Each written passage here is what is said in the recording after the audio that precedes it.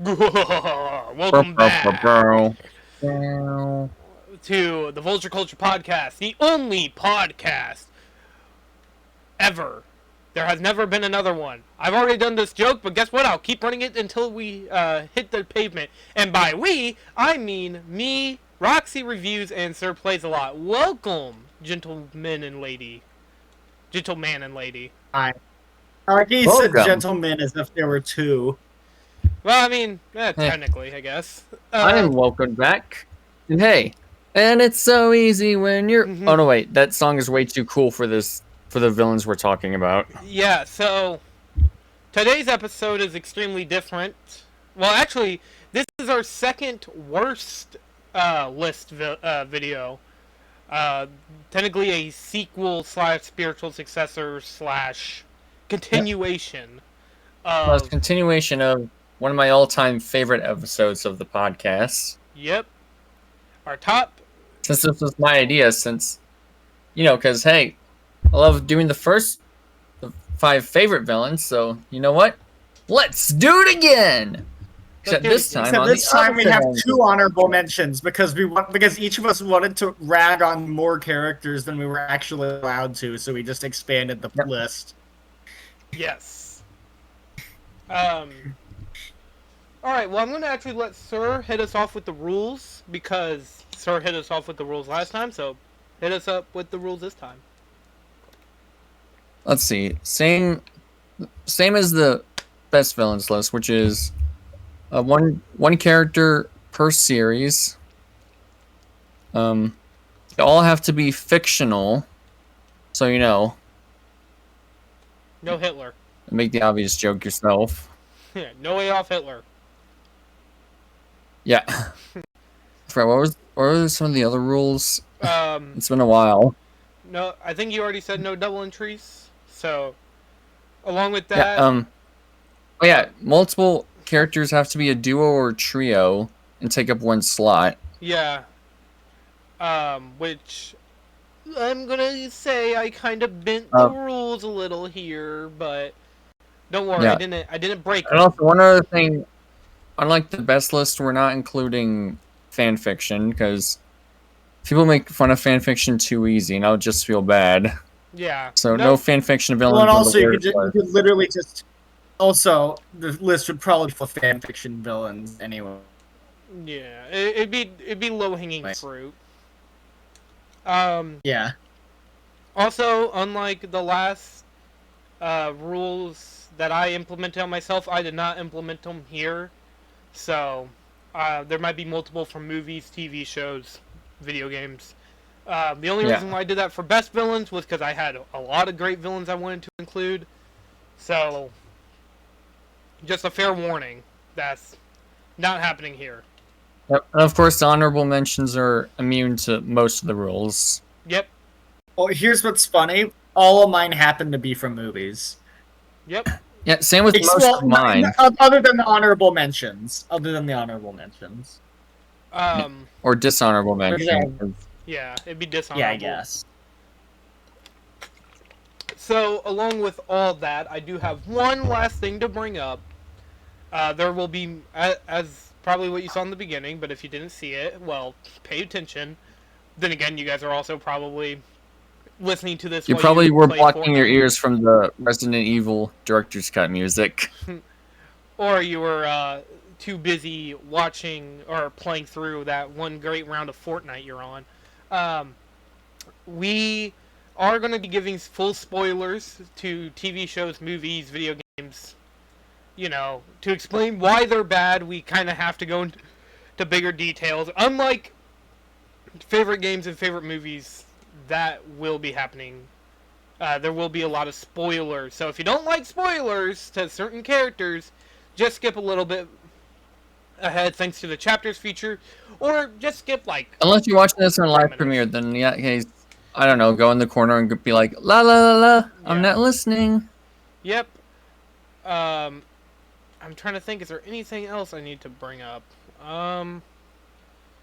There is probably going to be a lot of mention of certain things, and I'll try to make sure to leave a warning ahead of time. But if I forget, just know we're probably going to be talking about some disturbing shit. At least I know I will. So, do with that with what you will. I think it's about time we finally get into our top 5 least favorite villains, including some honorable mentions.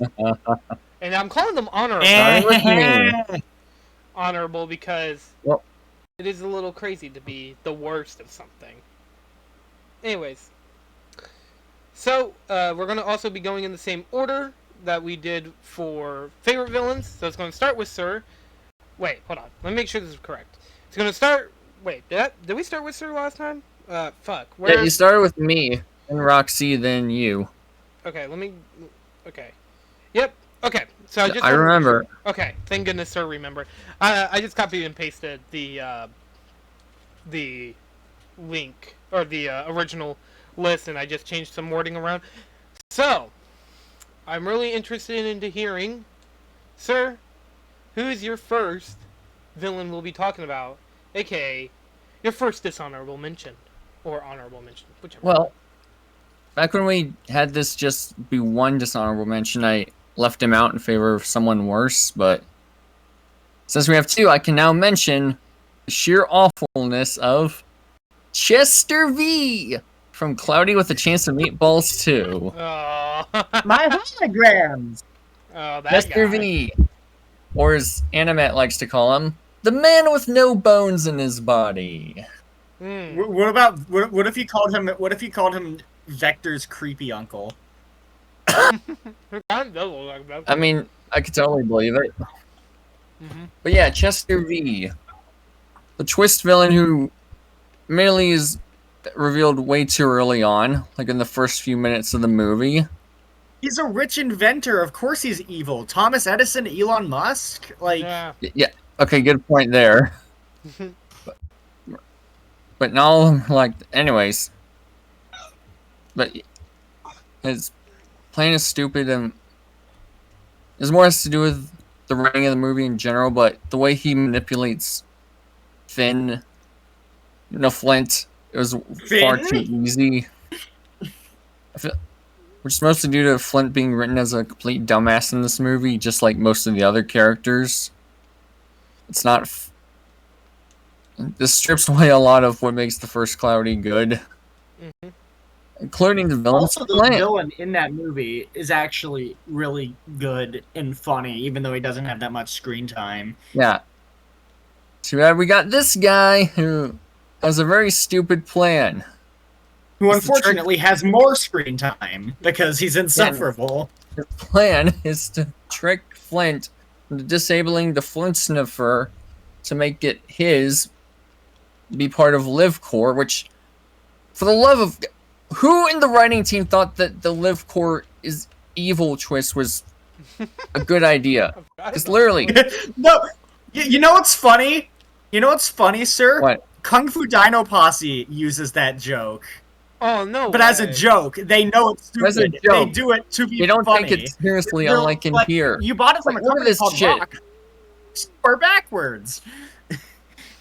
God. Like, there are a lot of reasons to be suspicious of Chester V and Live Corps, but their name being backwards, being evil backwards, is not one of them. It's like Evil Endeavor.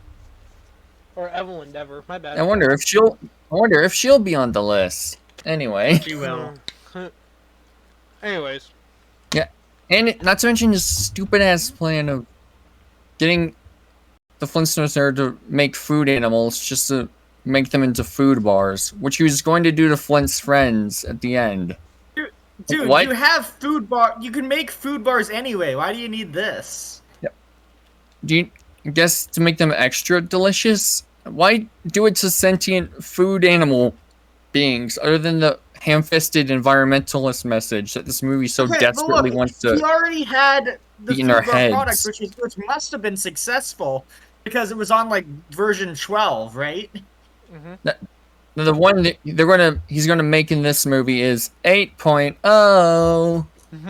Okay, so clearly it was already a successful product. Why do you need the Flintstone defer for it?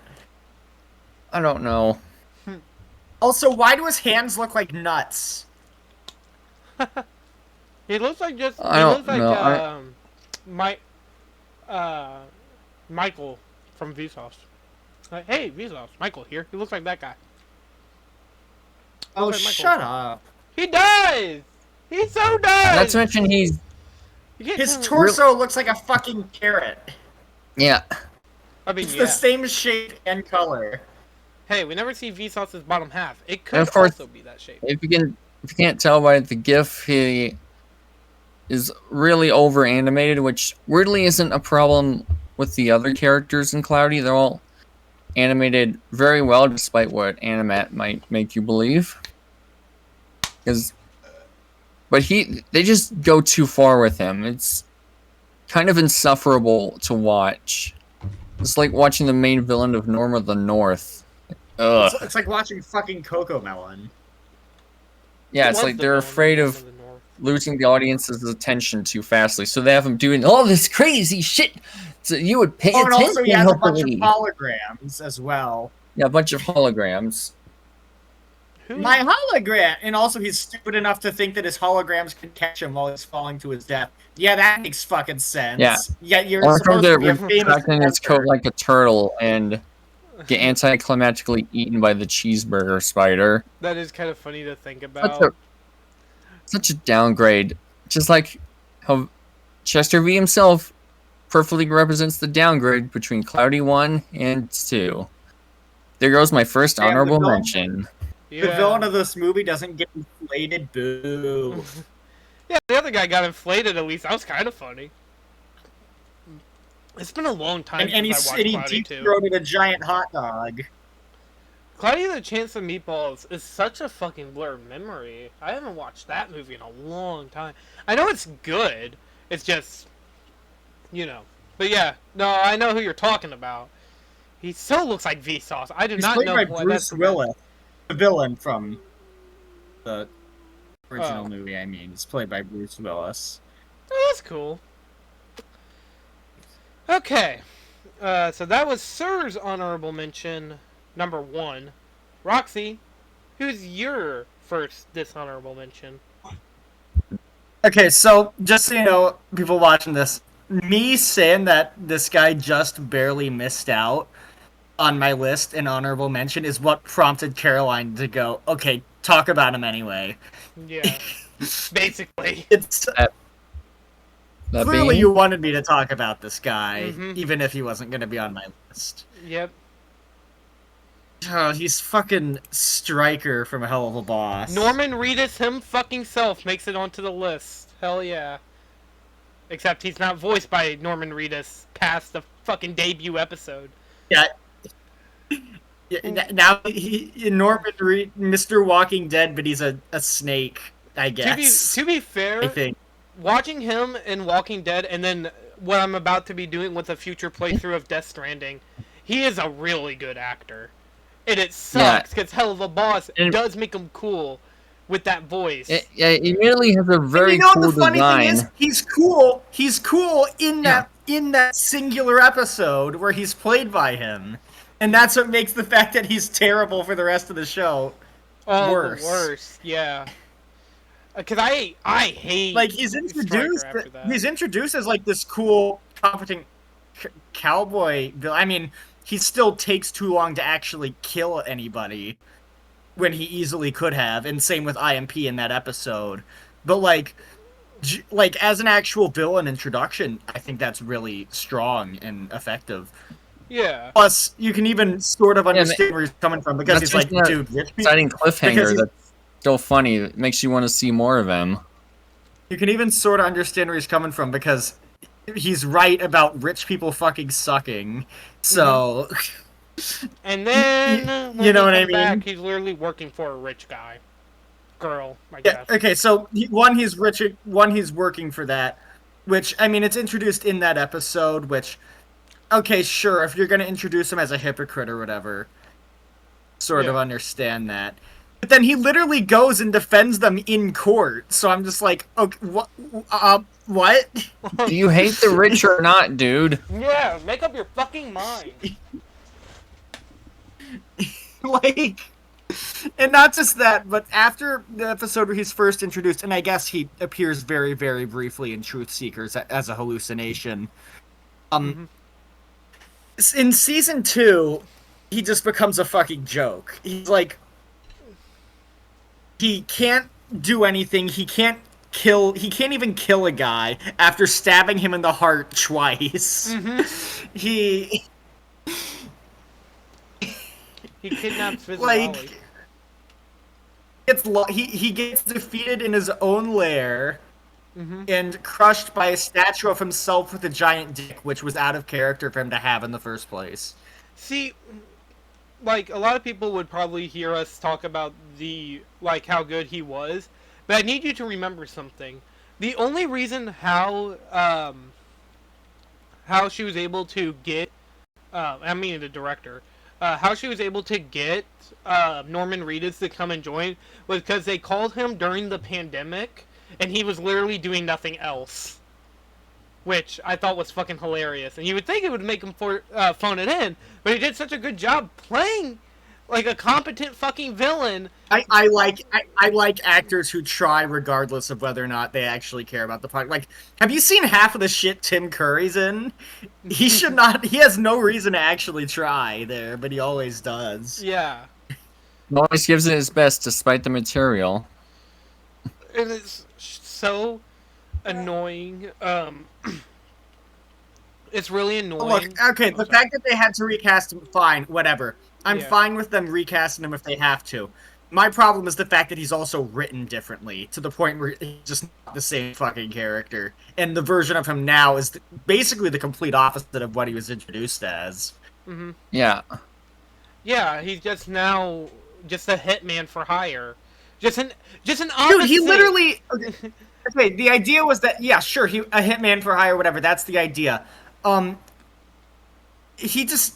Also, they're too keen on doing villain crossovers with him. He just shows up all the fucking time. And it's just like, whoopily duffily do, it's me. It has no impact anymore. Especially since he got fucking blown up in one episode twice because a building collapsed on top of him and then exploded dynamite next to him. And then he just fucking stopped, dropped, and rolled in an oddly comedic fashion, which is not what he should be. See, it was like... It would have been kind of cool to see him in the show be like an opposite version of Imp or IMP for hire, but what the fuck ever. It would have been cool if it was like... That's funny as well, because the show already had, like, an anti-IMP with the cherubs. Yeah, with the cherubs. Yeah, but, like, what they could have done was, like, the cherubs were just, like, opposite in the way, like, it's demons and angels, whatever. Striker's an imp. But for Striker, it was... Yeah, who's competent. The difference is that for Striker, it's personal is the difference. Yeah, you can make it to where he's like an actual competent hitman. Honestly, okay, I know that Stolas is a very important character in the show. I get that. But how fucking cool would it have been if the next time we saw him, he did kill Stolas? Killed probably one of the most powerful characters. That's not going to happen. No, you know why that's not going to happen? Because they like Stolas too fucking much. No, it's because Vivziepop literally confirmed that Stolas will not die in the show. That's stupid. Look, I'm trying to write my own thing over here in my little fucking nest. No character's off the table from fucking death. Anyone can die. That is the mindset you should kind of go into with a story-driven show, is that anything can happen to our characters in a flip of a dime in any story at any point. And, like, then, and also, you have to work around one, anyone can die, and the other rule, one, anyone can die, two, death is permanent. You can't, like, time travel or revive them or whatever. Or go to a multiverse. Yeah. Just saying. Yeah, when you told me you wanted to put Stryker on your list, I was like, I didn't really see it, but remembering everything they've done with Stryker, I was like, yeah, no, that's a fucking valid reason to put Stryker on your list. I agree. And the funny thing is, there are one-off villains. Upset. there are one-off villains in the show who had no good thing or no good impact or whatever, but the thing is, at least they were one-offs. This guy shows up all the fucking time, and it's just an eye roll every time he He's one of does. those villains who, the more he appears, the less impact he has. Exactly. Yeah. Dude, fucking Doofenshmirtz has a better track record. I mean, like, and see, like, the thing is, they could go Because both. he at least managed to found an organization. Stryker's biggest feat is injuring Stolas in ways that should have killed him but didn't, and then 2 episodes later, Stolas is out of the hospital with no explanation, and he's completely fine, and this is never mentioned again until, like, by accident in a completely unrelated episode. Yeah. Stryker. Man, we're getting off to a great start. Some of these villains, I'm like, Stryker. Here's something you'll notice going on this list. One of the things that really pisses me off in a villain is a villain who is not what the material wants you to think they are. Yeah. So, like, okay, you might like. Here's the thing, I like joke villains. All right, like Cortex. He's a joke, but and even though he's not competent whatsoever, he's still made number 2 on my best villains list. Why? The games don't try to lie to you and make you think he's more of a competent threat than he actually is. Okay. Yeah. No, and see, like, that's a standard you can fucking have. It's like, if the material ain't gonna take them seriously, then they're not gonna expect you to take them seriously. But when they're like, yes, this guy, very bad, you don't want to be around him. But when you see him, he's like, fucking, oh, God, stop, drop, and roll, I don't want to burn to death. And it's like, what the fuck is that shit, man? Like, what are you doing? You should be walking away from the explosion looking cool, not fucking... He shouldn't even be running away! Yeah, he should just be, like rolling his eyes. The mob boss, yeah, sure, have him running away. Like, fuck, whatever. He's not a villain we've known for that long. We only know him as Moxie's father, and for a while there, I didn't really care what happened to Moxie's father. I still don't. Okay. And also, by the way, just like Stryker, he should be dead because a fucking warehouse collapsed on top of both of them. Wait, wait, Moxie's dad survived? I don't know, maybe not, but given the fact that he's only appeared twice as a villain, he's probably still alive.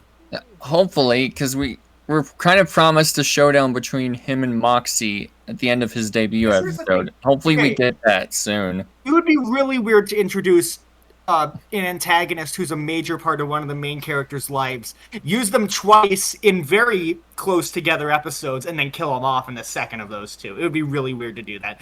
Here's what I think. How about you just don't have the fucking building collapse on top of them in the first place? Just have it. Just like, don't do that. Just something else. Anything else. How about we don't? How about we don't? How about we don't? Oh goodness. Yeah. Okay, so. All right. So my dishonorable mention. So I'm gonna let people know this now.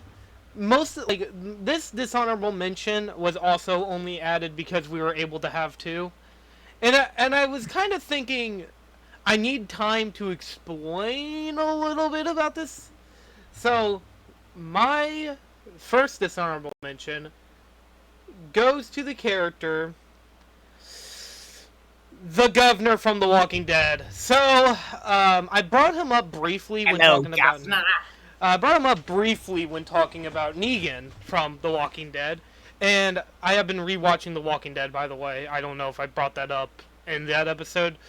But anyways, so what happens in this latest episode I watched, I'm at the point where... Is he the guy with the eye patch? Yes, and I want to go over something. So, Mr. Governor, a.k.a. The character many people claim to be the best villain in Walking Dead history, which I fundamentally disagree with. And I'll give you my reasons. Just from this GIF Sir put in the chat, how am I supposed to take this guy seriously? What? He looks like Mark Wahlberg trying to play Samuel L. Jackson. So okay, I'm gonna go over something I noticed in my most recent... not Samuel L. Jackson, Nick Fury. Yeah, Nick Fury. Fuck. I said Samuel L. Jackson. It would have been really funny if you just said David Hasselhoff, because like he looks more like Nick Fury, David Hasselhoff. Anyways, that's neither here nor there. So in my most recent watching, I'm going to bring up Negan real quick. They're trying to get into Alexandria and take down, or no, they're trying to take down the hilltop. And they're like, okay, well, what are we gonna do? Like, we can't just like go in there guns blazing. And they're like, Eugene gives Negan a really horrible idea. And I'm gonna tell you what this idea is because Negan goes with the idea. And I just want you to think about this. In the zombie apocalypse show, what do you think's the worst thing that can happen to you? Getting bit, right? Your place burns down. Get torn limb from limb by a horde of zombies. Okay, yeah, getting eaten by like a lot of zombies. The idea is they took their like they had like hand knives and bow and arrows and put zombie guts on them and started shooting at like the people who were in there or like cutting them, so then they can get infected and they start eating the other people inside so they can just kill them all. And Negan goes with that idea, and he's like all happy talking about it and shit. And I'm like, damn, that is fucking sadistic as shit. Cause like, okay, sure, that's a really effective way of killing people, but and what? Their resources are gone, and you have more zombies to deal with. It doesn't matter. They can clear them out themselves. That's not the problem. So okay, so that's what Negan like, cause Negan doesn't kill. Because, zombies, more chaos. No, he kills to prove a point. And the point is, you keep fucking with me, I'm just going to keep murdering people until the point of where it doesn't really matter anymore. You'll just keep losing people, and I'll just keep killing them one by one. And I just thought that was really sadistic. And then I'm like, okay, well, what about the governor? What has the governor done? Well, he had like a community of people that after meeting Rick and meeting everybody else, basically he's like, they take in Michonne's with them, and then the governor's like, alright guys, we're gonna have to go and kill Michonne. Do you want to know why they want to kill Michonne? Why he specifically wants to kill Michonne so much? Why? Because Michonne killed a zombified version of his daughter. A zombified version of his daughter that was locked away in a closet as a zombie.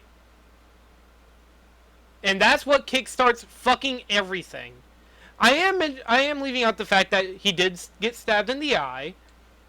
But like, he never really brings it up like that. He brings it up more as, you killed my daughter. Even though she was already dead. Okay. And then he sends his people to go in there, and basically what happens is some of them get killed because of fucking course they would. They're entering a place that's not their home. They die. Like, some of them die and they escape because, you know, they're getting shot at. And these are just common people. These aren't like fighters. We're not that deep into the zombie apocalypse. And the governor's like, alright guys, we're going back in there. And they're like, what? But fuck you, no! And you know, the people that he has been protecting and keeping an eye on for so long, you want to know what he does to them? He just kills them. He kills them? Yep, just unloads on every Why? single... Because they weren't going to follow in his command. And go back to the prison and try killing Rick. And basically, he unloads like a full magazine and like kills a lot of people. And then one of the people there points a gun at him, and he kills him. And then he's like, "All right, guys, let's go." And then at some point, he loses the team he was with. Season 4, like, oh, by the way, Rick takes in the survivors of Woodbury. That's the name of the place. Takes in the survivors of Woodbury. And they now like they love living with Rick and the Walker the prison, because it's just a sanctuary place, because you know prisons don't mean anything in the apocalypse. And they're like, wow, this is nice. I never felt like this happy before. And then the governor comes back gets a tank, kills a few other people that don't matter, and then he blows up the prison, tries killing Rick, then gets stabbed and died. It's a complete downgrade from Negan. Even though Negan came last, but still, it's a complete downgrade from what Negan is, and I don't get why so many people like him so much. It doesn't make any sense. He's a lame villain. You know who has an eye patch and he's a way cooler villain? Big Boss. So, take that for what you will. Just play Metal Gear Solid... Or, sorry, Metal Gear. Just play Metal Gear. You'll have a way better time. But yeah, he's a sucky main villain. I don't like him. He sucks. And also, he can't pull off a eye patch like I can. I wore an eye patch one time. It was a lot of fun. It was for a pirate thing. It doesn't even matter. Okay. That is my first dishonorable mention. Just want to get that off my chest. And also, hopefully, like, clean up a lot of why I don't like the governor. Oh boy. I sound like Mickey Mouse there for a minute. No, you know what? You made me think of the part in Ralph Breaks the Internet where Felix drinks root beer and then goes, "Hoo boy," and then Ralph goes, "Oh right, E-boy, the thing online." Let's go shop at E-boy. What the fuck does that even mean? What are you talking Because he thinks that's what eBay is called. I'm gonna kill myself. Alright. No. So did everybody who watched that movie. Alright. Well, to go on from that, sir, hit us off with your second one. Truth be told, this one and number 5 are kind of interchangeable for me. Sorry. Actually, no. Scratch it. I'm switching this one to number 5, if you don't mind. Oh yeah, go ahead. This being, well, it has to include at least one MCU generic evil murder machine villain. Okay, so Gem for short. So you literally just walked up to a slot machine and pulled the lever on MCU villains. And yep. So who did it land on? From one of my most hated MCU movies, Gore the God Butcher from Oh! Hell yeah! Hell yeah! Okay, so to get it out of the way, his plan doesn't make any sense. He thinks all gods are selfish and evil, but in order for his plan to work, he needs a god to do a selfless act and try to rescue children. So hypocrite. Where have we heard that before? That's not even hypocrisy. That's just in order for his plan to work, he has to realize that his entire motivation is wrong! Yes, exactly. Villain. What a great villain. Not to mention it's really inconsistent in tone, just like the rest of this movie. Like, for one, he's being all threatening, like, "All gods must die." And we do see the carnage of his actions, which is threatening, and his smoke monsters. But then we get him trying to be like the Joker and entertain captured kids with the disembodied head. Like, what? Oh. Really reeks of this movie's overall inconsistent tone. So, like, okay, I just want to ask, is part of the reason why he does what he does, isn't it like his sword is evil or something? But if that were the case, corrupts him. Okay, but one it slowly kills him the more sense. he uses it, I guess. Once again, his motivation is contradictory, so that wouldn't even make sense to begin with. 2, if the whole idea is that the sword made him evil, that's so fucking lame. You think he would already be evil with his daughter dying in his arms and only to end up in an oasis where God is laughing at him? No, okay, like think about it. Okay, the God he worships is laughing at him and his dead people. Yet that's not... It's him picking up the evil sword is what drives him over the edge? What? Okay, so the villain being possessed by something isn't actually inherently bad. Like, Shovel Knight actually does it well, because Shield Knight is still good after after she's freed from the curse. But like, what's the other thing it makes me think of when you say Gore? Oh, right, another character is going to be on this list. Don't say Guess it. who? Don't say it. I'm not gonna say. Okay. But Okay. You'll see later. Okay. And he's just So you so. could probably guess. And the way his minions get defeated at the end, with Thor apparently being able to move his. Have children use his power. Like, what? Yeah, I couldn't imagine Which, any by the way, that situation. came out of nowhere. 2, if Thor could do that, why didn't he do that for the Avengers? Yeah, I was about to literally say, wow, that would have been useful in like the literal final battle that would possibly determine whether or not half of Yeah. humanity would still be alive. But whatever. The whole problem with Phase 4 is it brings up things that would ruin the other 3 phases Well, before it. yeah. Like the whole TVA Especially if thing Thor means apparently nothing had this but power the whole actually matter. time. It's like, Well, the TVA in Loki just completely shatters all stakes. yeah. Anyway, okay, 2 reasons that I ultimately left Gore out of the list. One is that, admittedly, Christian Bale does a really good job. 2, or I guess 3. Yeah, 2, his design is pretty cool. And 3, the fight scene on the moon and the interrogation before that, where he has them all gagged with vines and he's like choking them, which is the only intimidating scene in the movie and really well executed. Yeah, that alone makes him get off my list, actually. No, Yeah, Gore, wasted potential. very Typical generic evil murder machine. With How a do you lot make of a villain fancy named villains. How do you make a villain named Gore and have him be so fucking lame? Yeah, and Gore the God Butcher, nonetheless. Yeah, Like, literally. that sounds metal as fuck. It's kind of like how. Now you have him get beat up by a bunch of children with Thor's Well- powers. Ugh! Oh, also, don't forget the fucking what's it called, the Guns N' Roses music playing in the background, where there's like fucking shitty comedy. There's literally a quote from Chris Hemsworth who said that the movie plot sounded like it was made by like a fucking like a 11 like written by a child or something, which I find hilarious. Oh yeah. Also don't forget villains who get defeated by children who should have nowhere near the prowess necessary to defeat them. Are also that's also gonna show up on my list. Oh gee, I wonder who it could possibly be. Only the most popular example of this in fiction. Alrighty. Well, so that was your dishonorable mention, sir. Roxy? Yep.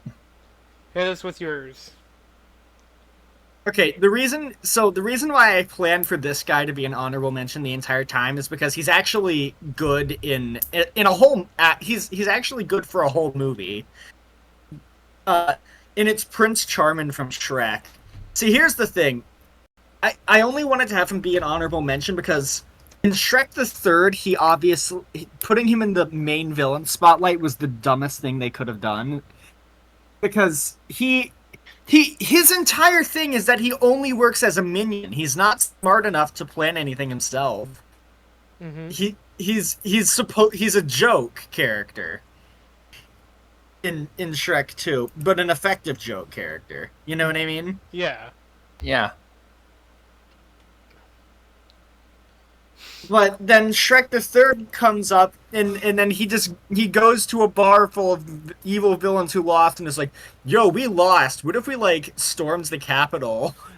And then they do that, and Okay, to be fair, I did like the line. wait, I where didn't it's like- even mean for that to be a Trump Oh, you joke. didn't? I just realized. That just sounded like one in Okay. the making. Sorry. Go ahead, sir. I didn't even plan that. Okay, That was completely by Okay, accident. to be fair, for that bar scene, I did like the line where he's like, once upon a time, someone decided that we were the losers. Yeah, you want to know why you're the losers? Grown Because you fucking happily lost. ever after. You want to know the reason why you're the losers? Because you fucking lost. Oh. Yeah, no, that's a valid reason. Because like he was in the second one, he was just a minion to Fairy Godmother. Because you even brought that up. So just kind of weird to put a minion in the spotlight. Funny that his mom was one of my honorable mentions and he's one of my dishonorable mentions, though. It is funny. I thought of that But too. also, okay, so like, here's the thing as well. So his plan after taking over Far, Far Away was like to tie up Shrek and kill him on a live stage show. But like, stupid. Why? Why would like, you? Other than, why would you other do than paralleling one the that's opening of the overly movie, elaborate? Two, which is like poetry, sort of. They rhyme. one that's overly elaborate. Two, Shrek is actually is pretty beloved among the kingdom at this point. So what makes you think the people in the audience are just gonna fucking kill you now? That you're making yourself vulnerable. You know what I mean? Yeah. Not completely vulnerable since he still has his army with him on the play. Okay, somebody could just shoot an arrow at him from across the audience, or a spell. Actually, no. Since they freed the something. dragon, she can just eat him, like with Farquaad. She does kill him. She doesn't eat him, but she knocks a fucking tower on top of him. You know what I think? You know what I think they should have done for Shrek the Third is either not have Prince Charming be a villain whatsoever, and just have him, like, after the death of his mom, he got, like, humbled out and became a better person. Maybe even friends with the main cast, but still not, like, a leading role or anything. Or have him be a henchman to another villain. Honestly, they did it like he had Like, a dad maybe or he spirals after his mom died. I mean, I know he was in Far, Far Away Idol singing along, so honestly, they should have just gone with him becoming a better person. But if we're gonna ignore that, because that might just not be canon anyway. Oh man, Simon Cowell's not canon to the Shrek universe. Sad. Fuck. But yeah, so if we're gonna ignore that, then sure, having him spiral and find another villain to be the henchman. He could be the henchman of Rumpelstiltskin. Actually, that would have been fucking perfect. He could have been like, okay, I'm gonna make a deal with you, Rumple. Yeah, take down that Shrek. Make me, yeah. Yeah. God damn it! What? That writes itself, basically. Mm-hmm. But they didn't want to do it because they wanted to make Shrek the Third, and honestly, you know what they could have done instead? They could have just flushed this entire fucking movie down the toilet where it belongs. Alright. Where it belongs. That's the funny thing. The only acknowledgement of Shrek the Third being canon in Shrek 4, the only acknowledgement of Shrek the Third's canonicity is the fact that King Harold is still dead in Shrek 4. That's it. They at least kept that continuity. Oh, God. Sorry, I was trying to remember what my number 5 was. Oh, this is going to be funny as shit. Do you have anything else you need to say? Number 5. What do you mean your other dishonorable mention? My other dishonorable mention. My bad. Are you ready? Let's see. Was there anything else I wanted to say? Oh yeah, also the fact that he gets defeated by fucking Arthur coming in and being like, "We don't have to be evil. We could be good. You could be better people." And then every villain other than Prince Charming is just like, "Yeah, okay." Like, he's such a weak leader. All it takes is just an improvised speech from a guy who throughout the movie has been bullied by, like, an entire fucking school, including by the other outcasts. That guy's the guy who gets fucking mutiny to stop. Not even through violence, but by literally just saying, "Stop, don't do that." Guys, no, it's you not don't very get cool. to. It's like, no, guys, this ain't cool at all. And they're like, yeah, you're right, man. Why are we doing this? It's most totally not radical, Bill.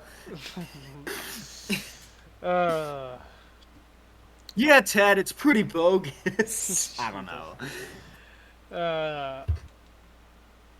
Okay. Are you all ready for my second dishonorable mention? Yep. Sure. So, I don't really bring this guy up, but I do whenever it's like, whenever people are like, what's like one of the worst boss fights in video game history? So, I don't know if any of you guys have played this game. I don't know at all if you have. It's from Gears of War, And the character is named Uzil Ram. So Azul Ram, or I'm just gonna call him Ram for the rest of this video. So in the entirety of Gears of War, basically, there's a city that gets rampacked by these fucking, like, big, strong, deadly creatures. And How do you spell his name? just type in Ram, Raam, and type Gears of War right after.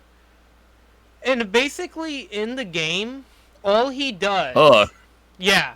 So in the game... Face only a mother could love. I know, right? So in the game... What the fuck is that? He looks like a human pug. He looks like a Goomba.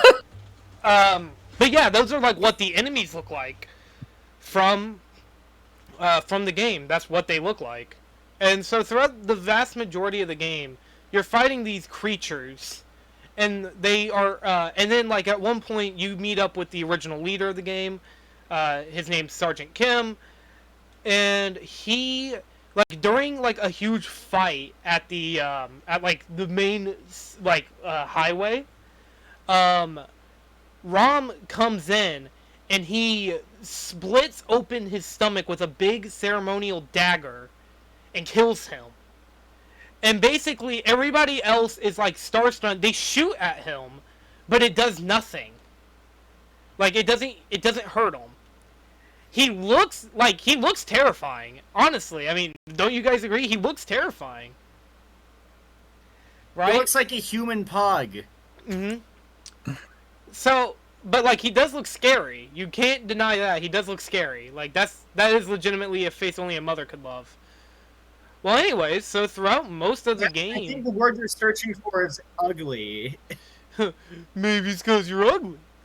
But basically... how many times am I going to say that?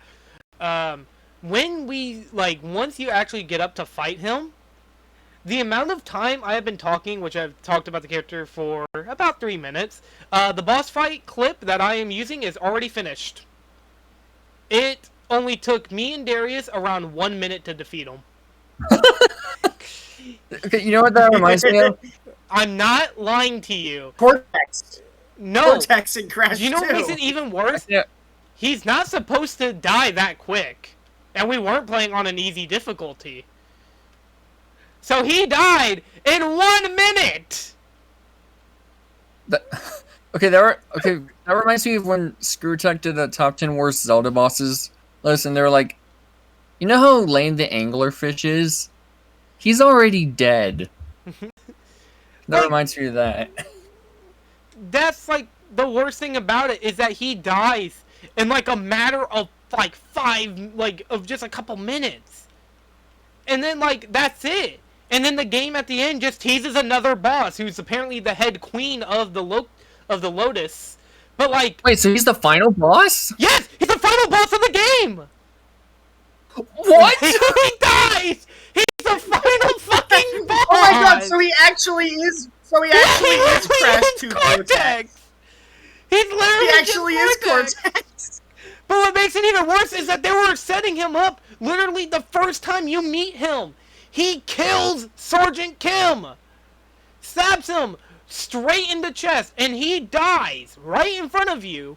And then later on, your squad gets cornered into a town hall with a big, scary fucking beast that matches a Wendigo. So, like, he's obviously supposed to be some kind of big, badass motherfucker. But no, he doesn't do anything. He just comes in, dies, and that's it. And, like, what makes... So we all seem to have a distaste for villains who are not actually as scary as you're supposed to think they are. And what makes it... Yes, and what makes it even fucking worse is the fact that when he dies, or like at the point of when he dies, you're on the train. That's like one of the other cool things. You're fighting him on like a locomotive train. Your main mission is to get rid of the Lotus. You don't get rid of the Lotus at the end of the game, by the way. You take down one of their huge strongholds. It's almost like they were kind of planning around a trilogy idea. But still, and just at the end of the game, they're like, the war is not over. And I'm like, what? Okay. But your strongest So guy why'd you just kill this fucking guy? died! Like, the main fucking guy that you were trying to kill died! You idiot! You fucking moron!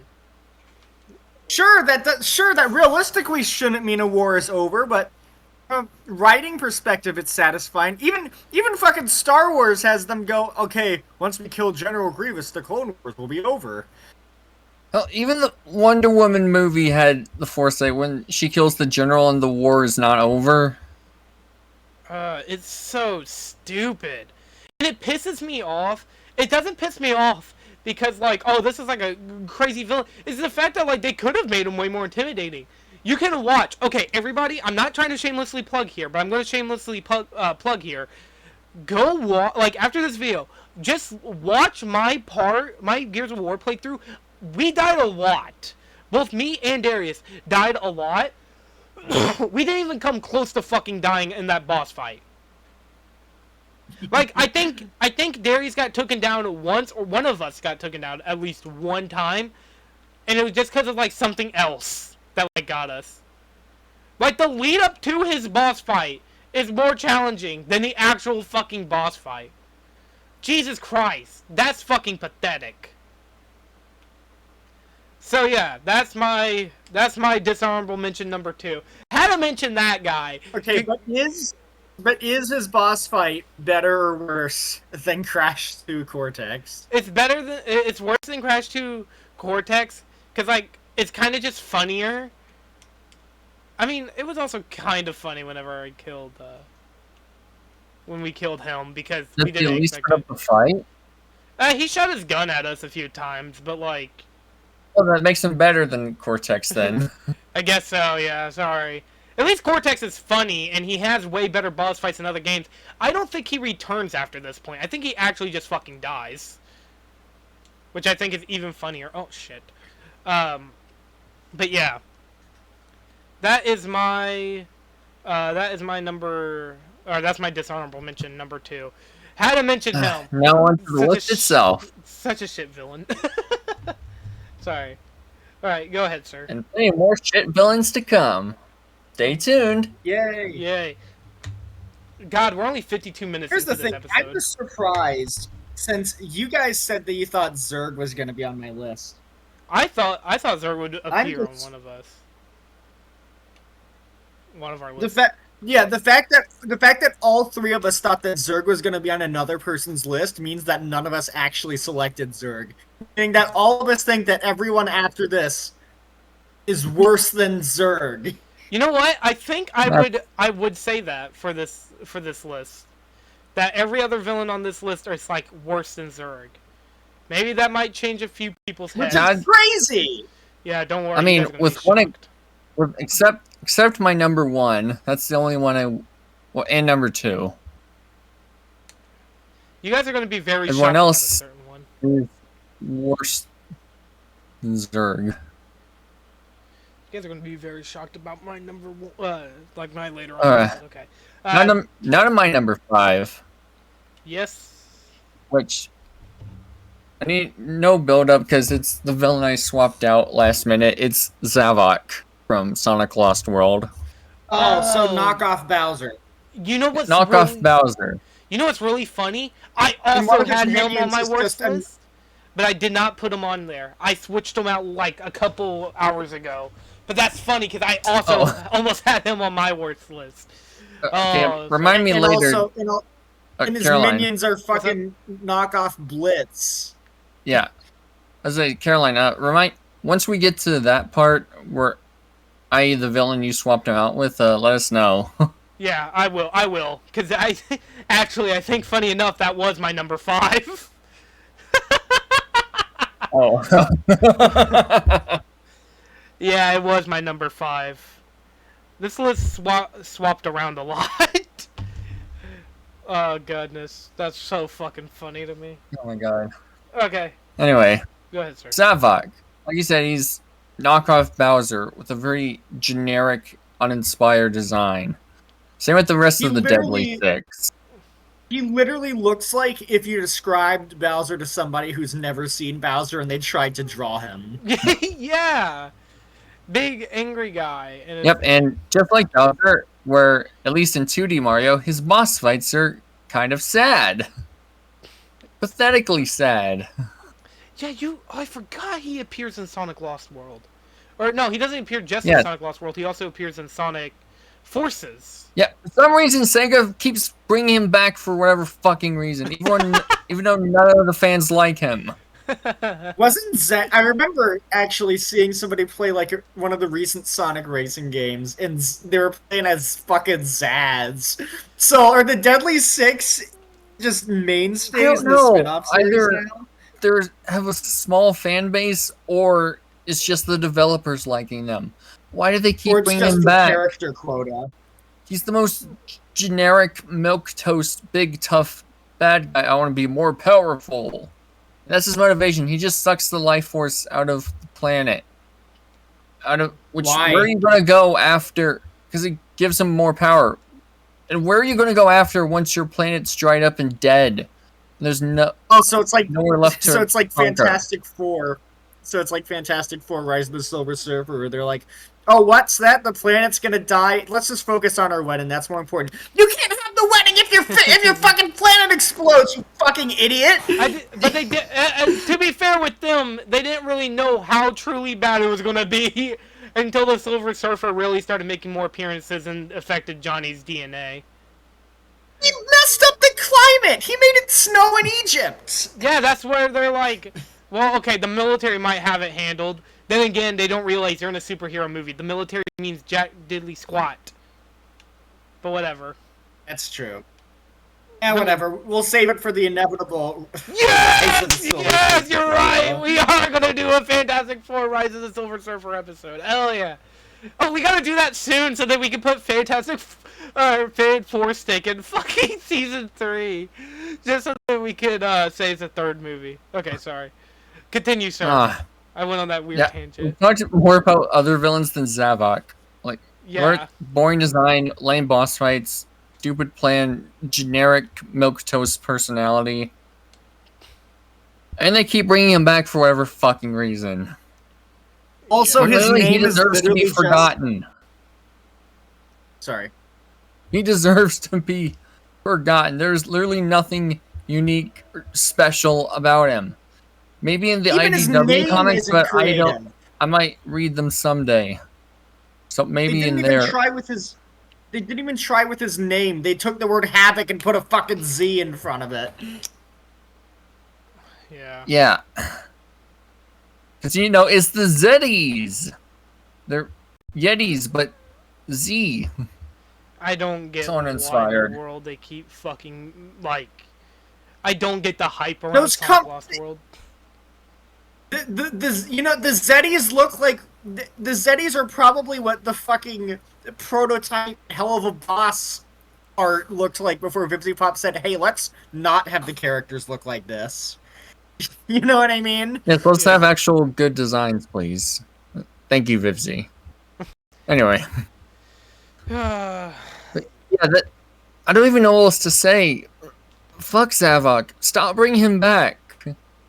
The only way they could have made his reappearances insulting is if they made him a fighter in Smash. oh god, Luckily, could they you won't do imagine? that. Could you imagine? Before any Instead other of Sonic Eggman. character, like Tails, Shadow, Knuckles, they brought Zavok Okay. as a fighter. That would be insulting. Just a tiny tangent. I said it like a couple days ago. Imagine how cool it would be if Spanton Neo was an assist trophy who just shot Peepus at you. That would be funny. Alright. There's literally a That's character in Death Stranding named Dead Man. That's fucking hilarious. Heartman! They got put Heartman in this game? Okay, sorry. Well, what's your number Hartman, 5? creator of the Fairly Odd Parents? Creator of my childhood. Go ahead, sorry, sir. Anyways, what's your number 5, Roxy? My number 5 worst villain ever. It's King Magnifico. What is Oh, that should have been one of my guesses, because what is I know he you had doing? Wish on your worst movies list. Was he from? Fuck. Dude! He's the guy who lets you live here for free, and he doesn't even charge you rent.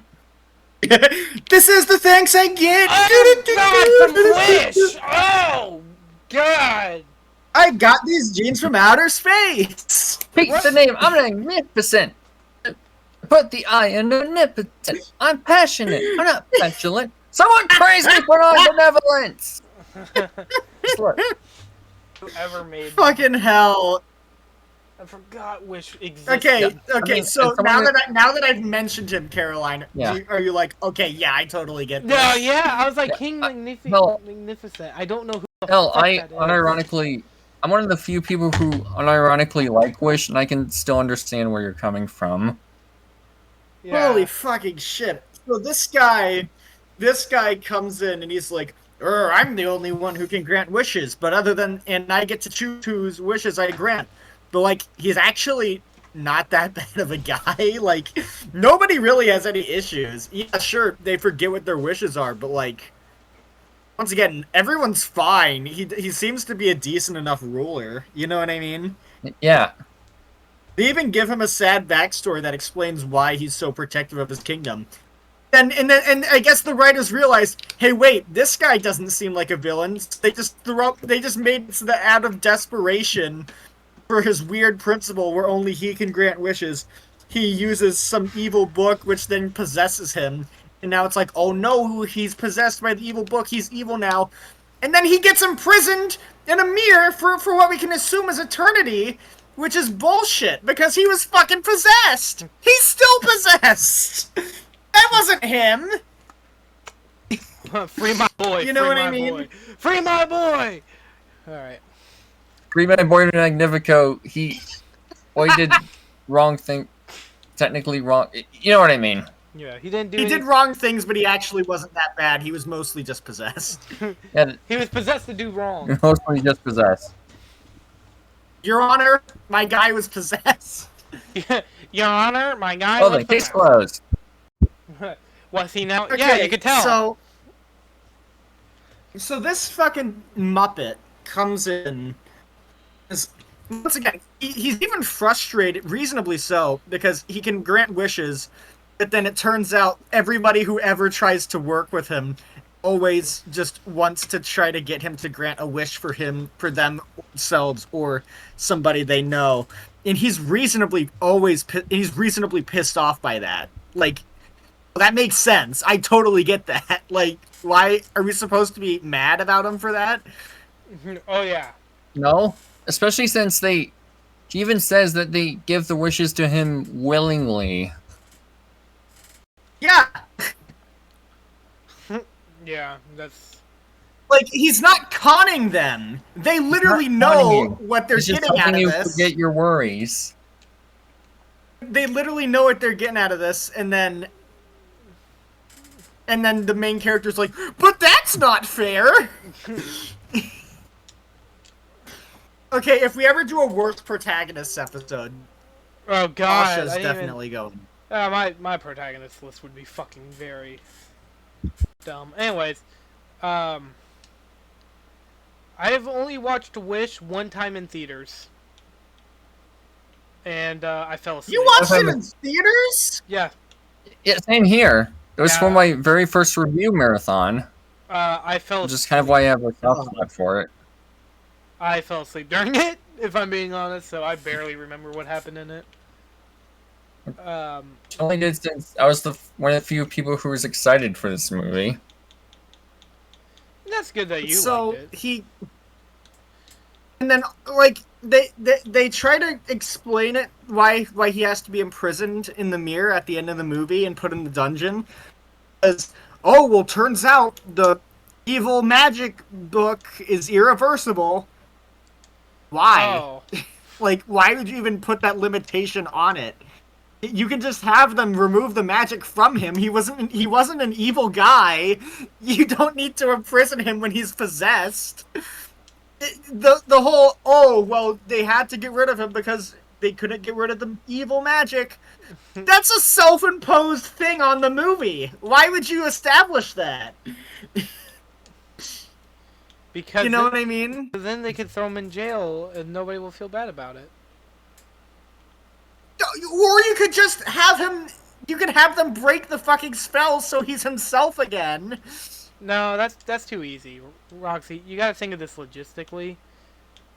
You just gotta throw him in jail. So, you know. Okay. Well, and then don't forget when he's all evil, he like gets this big magic vine or thing and lets everybody to the ground, and it's like, "All your wishes are mine, Turner." And he like absorbs all the magic, and then everybody just starts singing, and for some reason that turns his staff into a black hole that sucks him in, and he just gets stuck in there. Huh? That came out of fucking nowhere. Yeah. That's just how the movie... I don't know. It's been a while since I've seen it. I might do a re-review of it around its 2-year anniversary. Maybe we could do a Vulture Culture episode on it. Who knows? Both. I'd still rather do that than the Smurfs. Oh, yeah. It's... Also, can we just for a sec, I want to talk about, like, this guy's apparently, like, a big old Wishmaster and stuff. Not to be confused with the Wishmaster, which actually has a guy with... Yeah. Roxy? Roxy? You cut off. Oh no, Roxy. Roxy's trapped in the mirror! Roxy got... Mats do crazy things with those powers. Okay. Did you hear what I said, or did it lag out? It lagged out. You hit a lag spike. God damn it. I have to say it again. Okay. What was the last thing you heard from me? Him being a Wishmaster? Okay, I said, Magnifico's a Wishmaster, not to be confused with the movie The Wishmaster, who has somebody with that ability doing crazy shit. No, this guy does fucking almost nothing with his powers. It's so unimaginative. He just has a bunch of like green fog, green lights, and he disguises a person as himself one time, and that's it. Like, so lame. Wow. How... We could have done more, especially with the on Twitter. They were building it up like one of Disney's most evil villains yet. Which 100 Also, can we years talk about the celebration fact film. that? Can we also talk about the fact that choosing which wishes get granted isn't even a bad thing? Because surely somebody would wish for something like, I wish to kill all of this type of person, or like, I wish to make myself the supreme lord ruler of the universe, or something like that. Like, yeah, obviously you need to sift through those. Yeah. You need to make sure that doesn't happen, you dumbass. You dumbass. But yeah, no, I think it's very weird that one of Disney's, like, most recent outings... That was, like, what, 2023 when that came out? Yeah, 2023 for their Yeah. 100-year anniversary. Like, Imagine making a movie for your 100th anniversary that looks like Super Smash Bros. On the 3DS. you ain't wrong either. It does look like that. It looks very weird. Just make a 2D animated movie, for fucking Christ's sakes. It can't be the worst thing for Especially since their justification for it is stupid. It's like, oh, 2D doesn't have this much camera work. We can't work with that. You're just cowards. You just don't want to do 2D animation ever again. You can do CG environments with 2D characters. Yeah, look at Spirit. Even though that's DreamWorks. Look at still. Aladdin. Fuck, look at... Or the Lion King. The fucking Honestly, look look at at- escape sequence. Honestly, look at the SpongeBob SquarePants movie from, like, 2015. That movie looked great! Like, and that was, like, the last 2D hand-drawn animated movie. One Now of the look at- last. There was also the My Little Pony movie from Also, there was- 2017. Wasn't there also Winnie the Pooh? I know it's Yes. weird that I'm hitting a lot But of... some stupid executive thought it would be a good idea to release on the same day as Harry Potter and the Deathly Hallows Part 2. Thanks, What guys. a great idea. It's not like Harry Potter is like very popular or anything.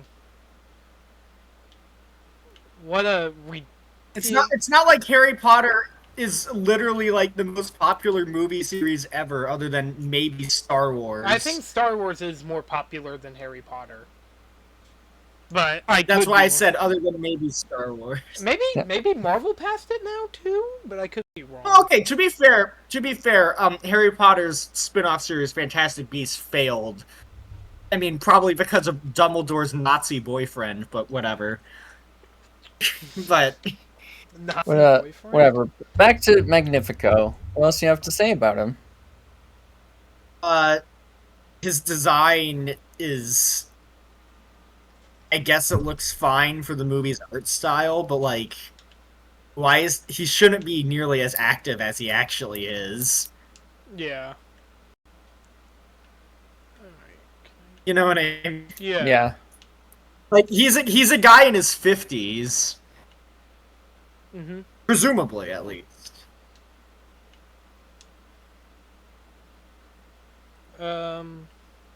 Also, the fact that his wife so easily turns on him after he gets possessed. What a bitch! What a lovely relationship. But, Roxy, you don't get it. She's seen too many bad things that she can't keep count. Yeah, too many bad things when he's fucking possessed!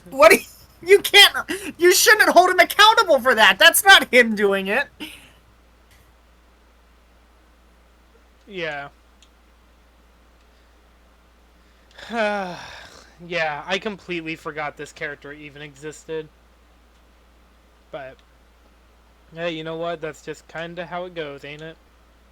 I mean, to be fair, I said it earlier, but I actually considered the chameleon from Kung Fu Panda 4, and then I literally forgot about her, so I didn't consider her for more than, like, a second, because I forgot. Yeah. Alright. Am I good to go? Yeah. Okay. Alright, so my number 5 originally was going to be the fucking red guy from Sonic. Not Knuckles, the other red guy. Not Eggman, the other red guy. Zavok, or fucking lame-ass Bowser. But I decided against that idea because of a certain other character. When I was trying to think of worse villains, I could not forget the one, the only, Monica Toa from Danganronpa Ultra Despair Girls. Sir got it right. Yep. So, this character, she's just stupid, I guess is like the best way of saying it. Basically, all she is a manipulating piece of shit who like tricks kids into killing people because of Big Sister Junko. What the fuck was that voice crack? I don't really have a whole lot to say. Junko. So like basically throughout the entire game, it's like massively fucked up what she does.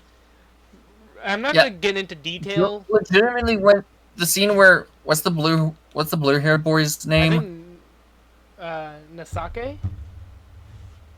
I could be wrong. Yeah, Nasake. Legit, when she cornered him and started kissing him, I had to pause and start questioning my sanity. I didn't know what the fuck I was even watching anymore. How is this a real game? This had to be a prank of some kind. How is this real? Nagisa is his name. Nagisa.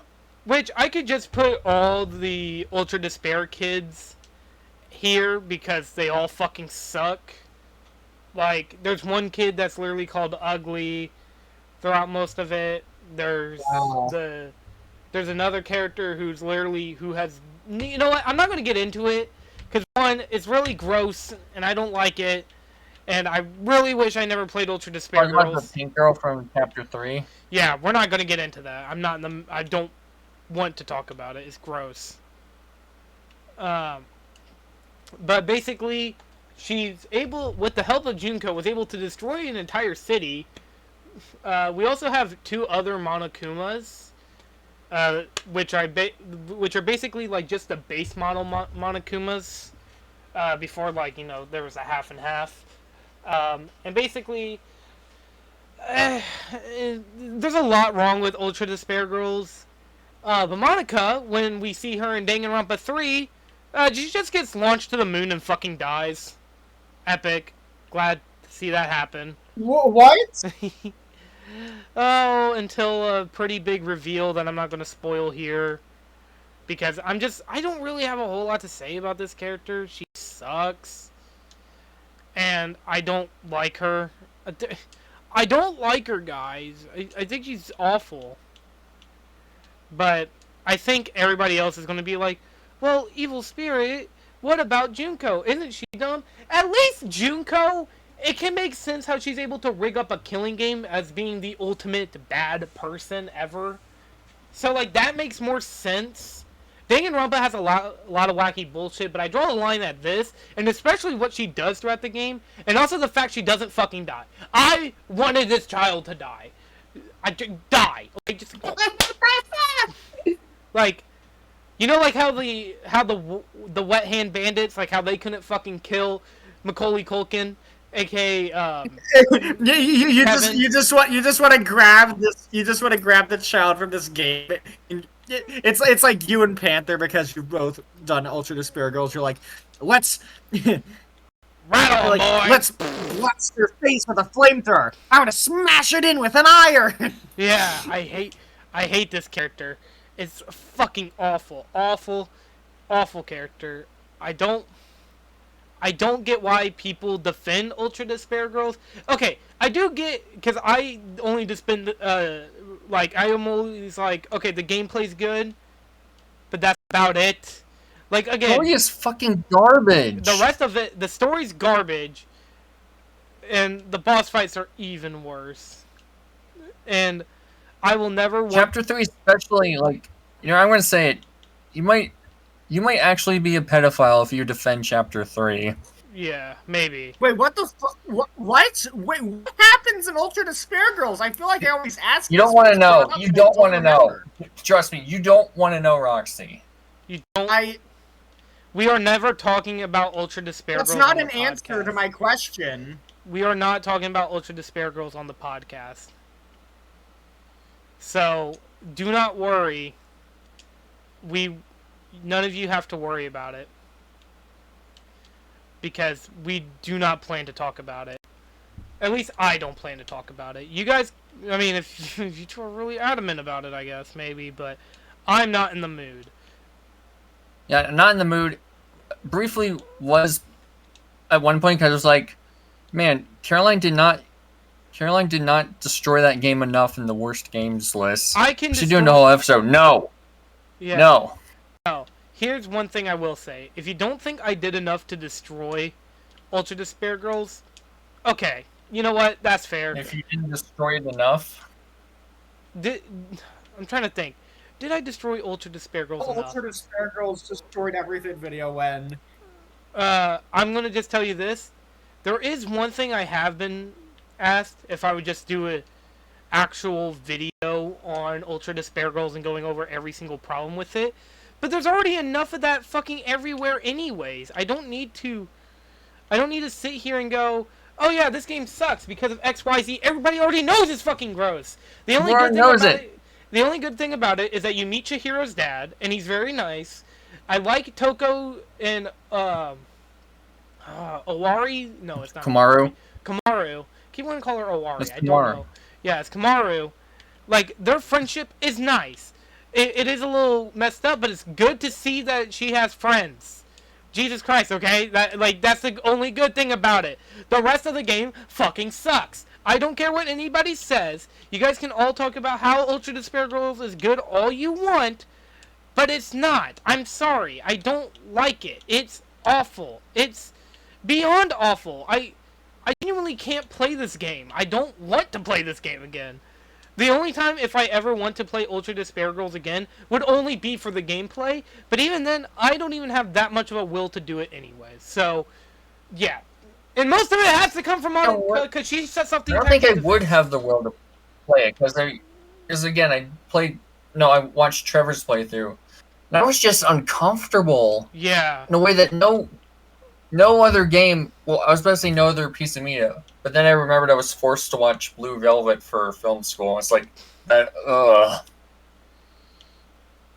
That's the only level of uncomfortable that can rival Ultra Despair Girls.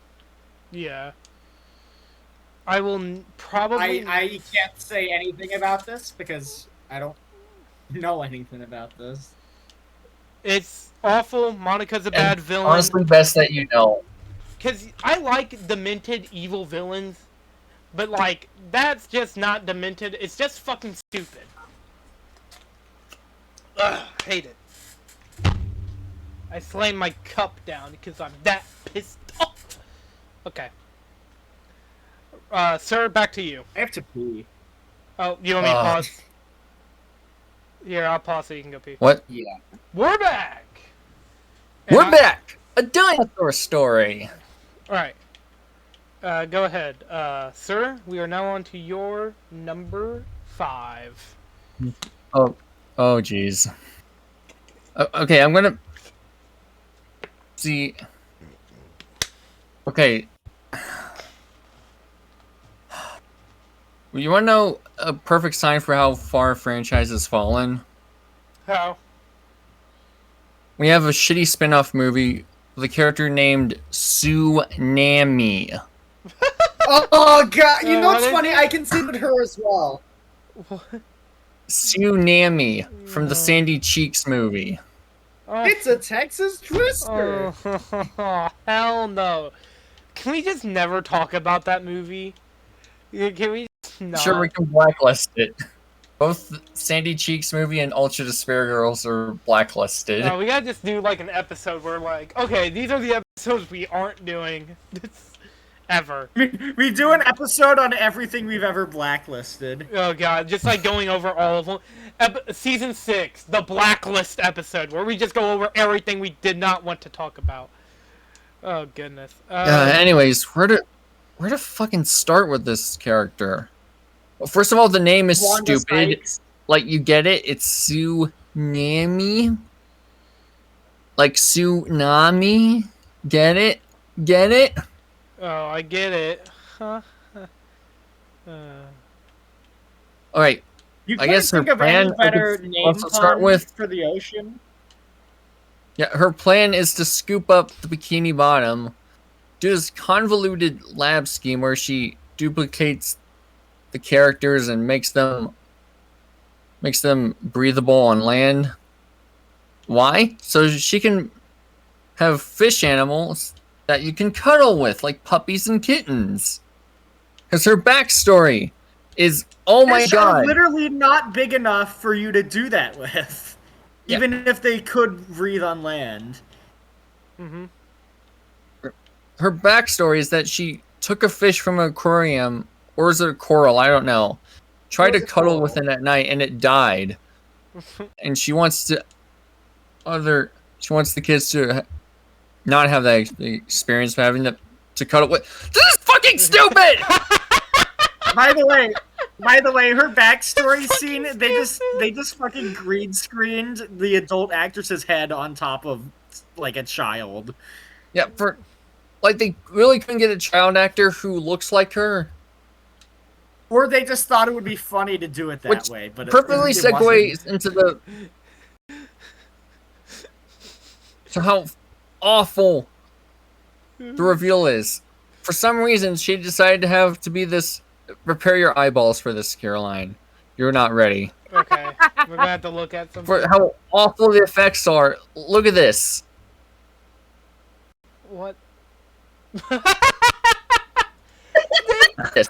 How I draw stickmen be like, what the fuck is this shit? Yeah. Fucking Disney animatronics when you take their Yeah. skin off. Golly, dude. Yeah, it's just awful looking Spy Kids looking ass effects right here. Actually, no, Which even the also Spy just- Kids movies have better effects than this. How sad is that? Why did Fucking they even Spy make Kids her- movies have better effects than this 2024 Netflix made for Netflix SpongeBob movie.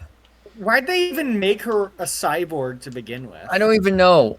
Why would you even? Was it just so they could have her head fly off and go into the mouth of the fish she made out with earlier in the movie? Yeah, Tsunami's a What? zoophile, by the way.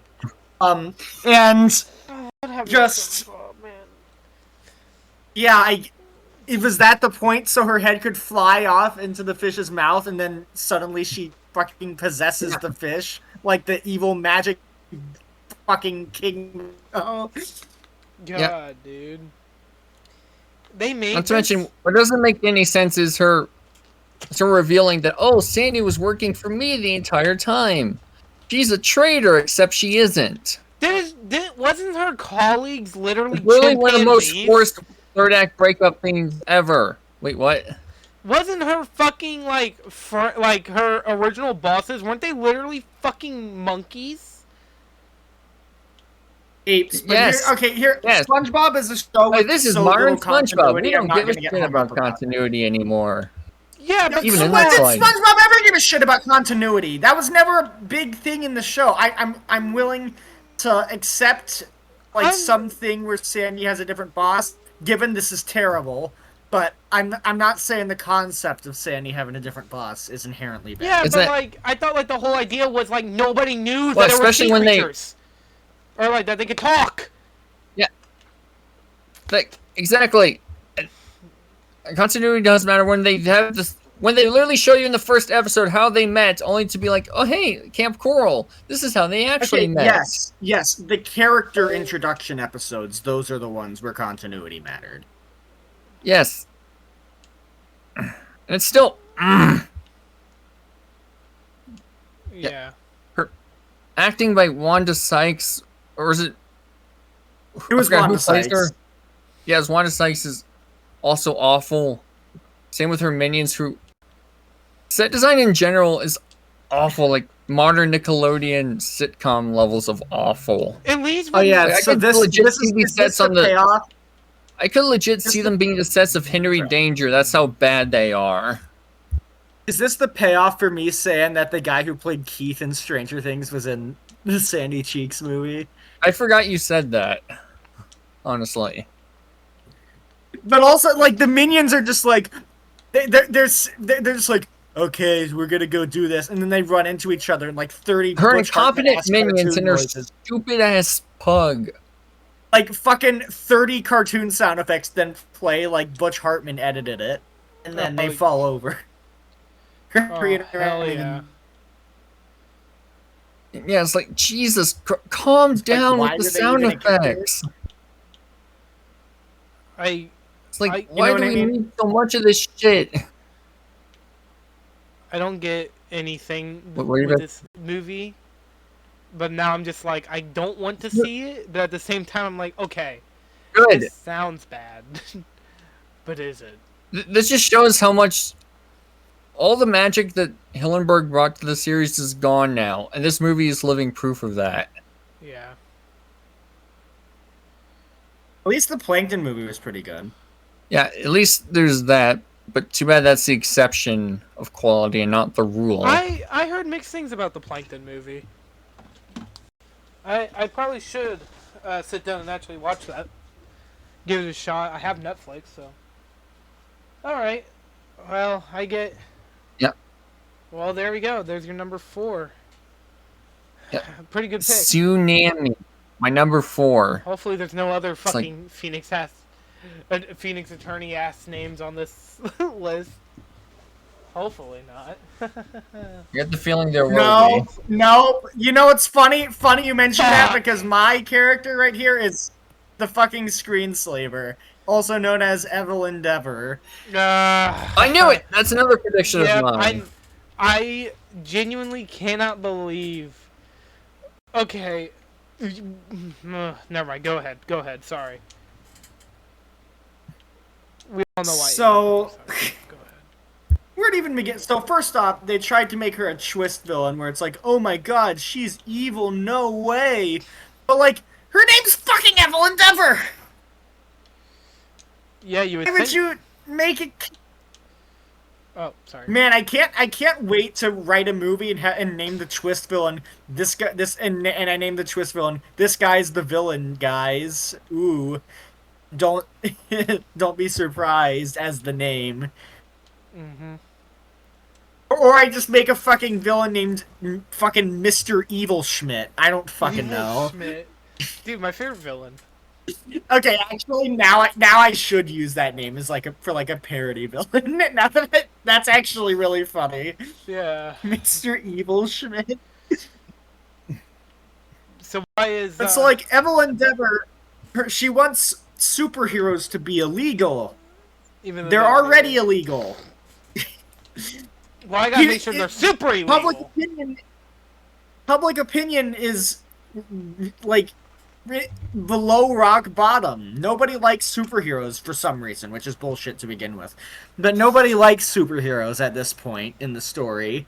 And then Evelyn Dever shows up and is like, man, I need to make it so superheroes can't come back, even though they already can. So her plan is to make superheroes popular again, so she can then make it look like they did some evil crimes, and then they'll be unpopular. Dude, do nothing! You've already won! Literally just sit there and do nothing. Nothing. Nothing. Also, is anyone really going to fall for the supers have turned Everything evil would be stick when they have the goggles, same exact goggles as the screenslaver? Meaning they'll obviously put together that they're being mind controlled. Also, how did they not put that together in the first place when they caught the pizza guy that she put the goggles onto? And by the way, the reason she put the goggles onto it is because the pizza he delivered her was cold. The pizza in which he had no hand in making was cold. Oh man. Yeah, to quote Trevor, that is Doofenshmirtz levels of pettiness. Yeah. Okay, well, don't lay on Trevor plagiarism that thick, please. No, I'm not. I just thought it was a funny quote. But so, just fucking dude, to quote the movie itself, if you had simply done nothing, everything would be proceeding in an orderly fashion. Except the difference is No, whenever you're that cop says it, plagiarizing. it doesn't make No, any we cited the sense. quotes, so we're not plagiarizing. Yeah, it doesn't make any sense. What? Wait, what? Wait, what? Anyways. I don't know. I hate you. Just Evelyn Dever, fucking Evelyn Dever, and then she fucking she designs Elastigirl's super suit and gives it a screen and whatever. She gives her a thing with a screen. It's like, oh no, we're gonna fight the villain who can control screens. So we're gonna give you a screen. Huh? What a genius. And why would the suit's camera be tied into the fake screenslaver's lair? He doesn't need to know anything about what's going on. And that's how she puts it together. It's Puts it together. genuinely. So the only reason her plan is able to get as far as it is because everybody else in the movie had to be made an idiot. Except, like, Edna. And that's it. But Edna's not a superhero, so it doesn't fucking matter. No, you know what I the whole mean? motivation is put together by everyone being an idiot, with her dad not installing the phones in the safe room. Why would... Dude, that's like... Why would she blame superheroes for that? Her dad stopped to try to call a superhero, which, by the way, it's in the middle of the night to begin with, so even if the superheroes could answer, why would they? They'd probably be asleep. Second off, superheroes had already been made illegal at that point, and the dad knows that! Third off, why would he just put the phones in the fucking safe room? Fourth off, his wife was telling him to go to the goddamn safe room! Fifth off, it's an armed robbery! Just go! And Fucking hide! And like, it wouldn't be that big of a deal if it wasn't the fucking character's mode of the entire damn movie. So, Dude, Evelyn Dever would be like, if somebody said something slightly rude, like if one day some, like, I don't know, a fucking black person said that Evelyn Dever would be like if a black person says something rude to a person's parent, and then that person's parent kills themselves like a week later, and then the child just goes, "Oh no, black people are responsible for this." Like, what? Are you stupid? No. Like, what the fuck? The entire movie makes like, okay. Whenever Superheroes are not the issue. It's the fact that your dad basically committed suicide out of stupidity. I cannot wait until we get to top 5 worst movies. So I have a whole lot to say about this one. I hate this movie for a lot of reasons, but I'm not going to go into detail about the villain here, because I want to wait till we get to worst list whenever we get to it. But yeah, no, I fully agree. This movie, or this villain specifically, is one of the worst villains. Almost went on my list, but I decided against it. So. Also, I find it funny that Elastigirl's like, dude, what would your brother think about this? And she's like, my brother's a child. How? Your brother's an actually competent businessman marketing guy, and he's nice to people. Yeah, if What's anything, wrong you're the with child that? for blaming supers for your father's death. Or the What reliance on about them. what about Winston makes him a child? Is it because he's energetic? That's not a child exclusive trait. Yeah, even adults like Like- me are energetic. Fanboyish. Okay, Syndrome is an example of like a childish adult doing that, but Winston isn't. Yeah. Yeah, even still calls out tropes like, you sly dog, you got me monologuing. Meanwhile, the villain of Incredibles 2. Literally fucking monologues the entire time. That's right. She does the thing that the first movie made fun of. And with the same writers, too. How was this allowed to happen? And not just that, it's because they were super rushed. But also, just one more thing, fake screenslaver's motivation is actually way more interesting. Like, the thing that she made up for the sake of making it look like there was a supervillain that didn't exist. That would have been a much more interesting villain. So, not only is Evelyn Dever a terrible villain, but she's a disappointment because we could have gotten something cool. But instead, we just got whatever the fuck this is. Yeah. Dude. Oh my god, just fucking awful. I don't know what else I could say about this character. What about you two? You guys have anything else, or shall I give What up was mine? up with that child sign that said the screenslaver is still out there? I don't know. I don't know. Maybe- It was never addressed. Probably one of the many results of this movie's rushed production. Yeah, probably. But also, okay, I think Sir said it, but like the audio was muffled, so just in case you couldn't hear it, her plan to frame the superheroes doesn't even make sense to begin with because fucking like you can see I the said it's goggles. because they have the goggles of the screenslaver. No one's going to be fooled by that. Which were shown for extensive period of time on live television. Also, so what is your? Are you like Evelyn Dever? Are you stupid? You're gonna kill a bunch of international leaders for the sake of making superheroes look bad? You're gonna cause a world war, you idiot! Yeah, that's another thing. You're just gonna get people into And conflict. at That's that point, not... we all need superheroes.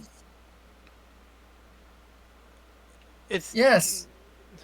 It's so stupid. It's such a dumb, rushed piece of shit that could have honestly been probably one of the best superhero sequels, but instead we got whatever the fuck this was. And Yep. But instead, Toy Story 4 got pushed back, so Incredibles 2 had to take the fall. So isn't that kind of funny? Toy Story 2 is such a bad movie that it ruined another movie as well. Toy Story 4. No, you're the one quoting Trevor. Or, sorry, Toy Story 4. Did I accidentally say Toy Story 2? Yes. Fucking hell. That was an accident. All right.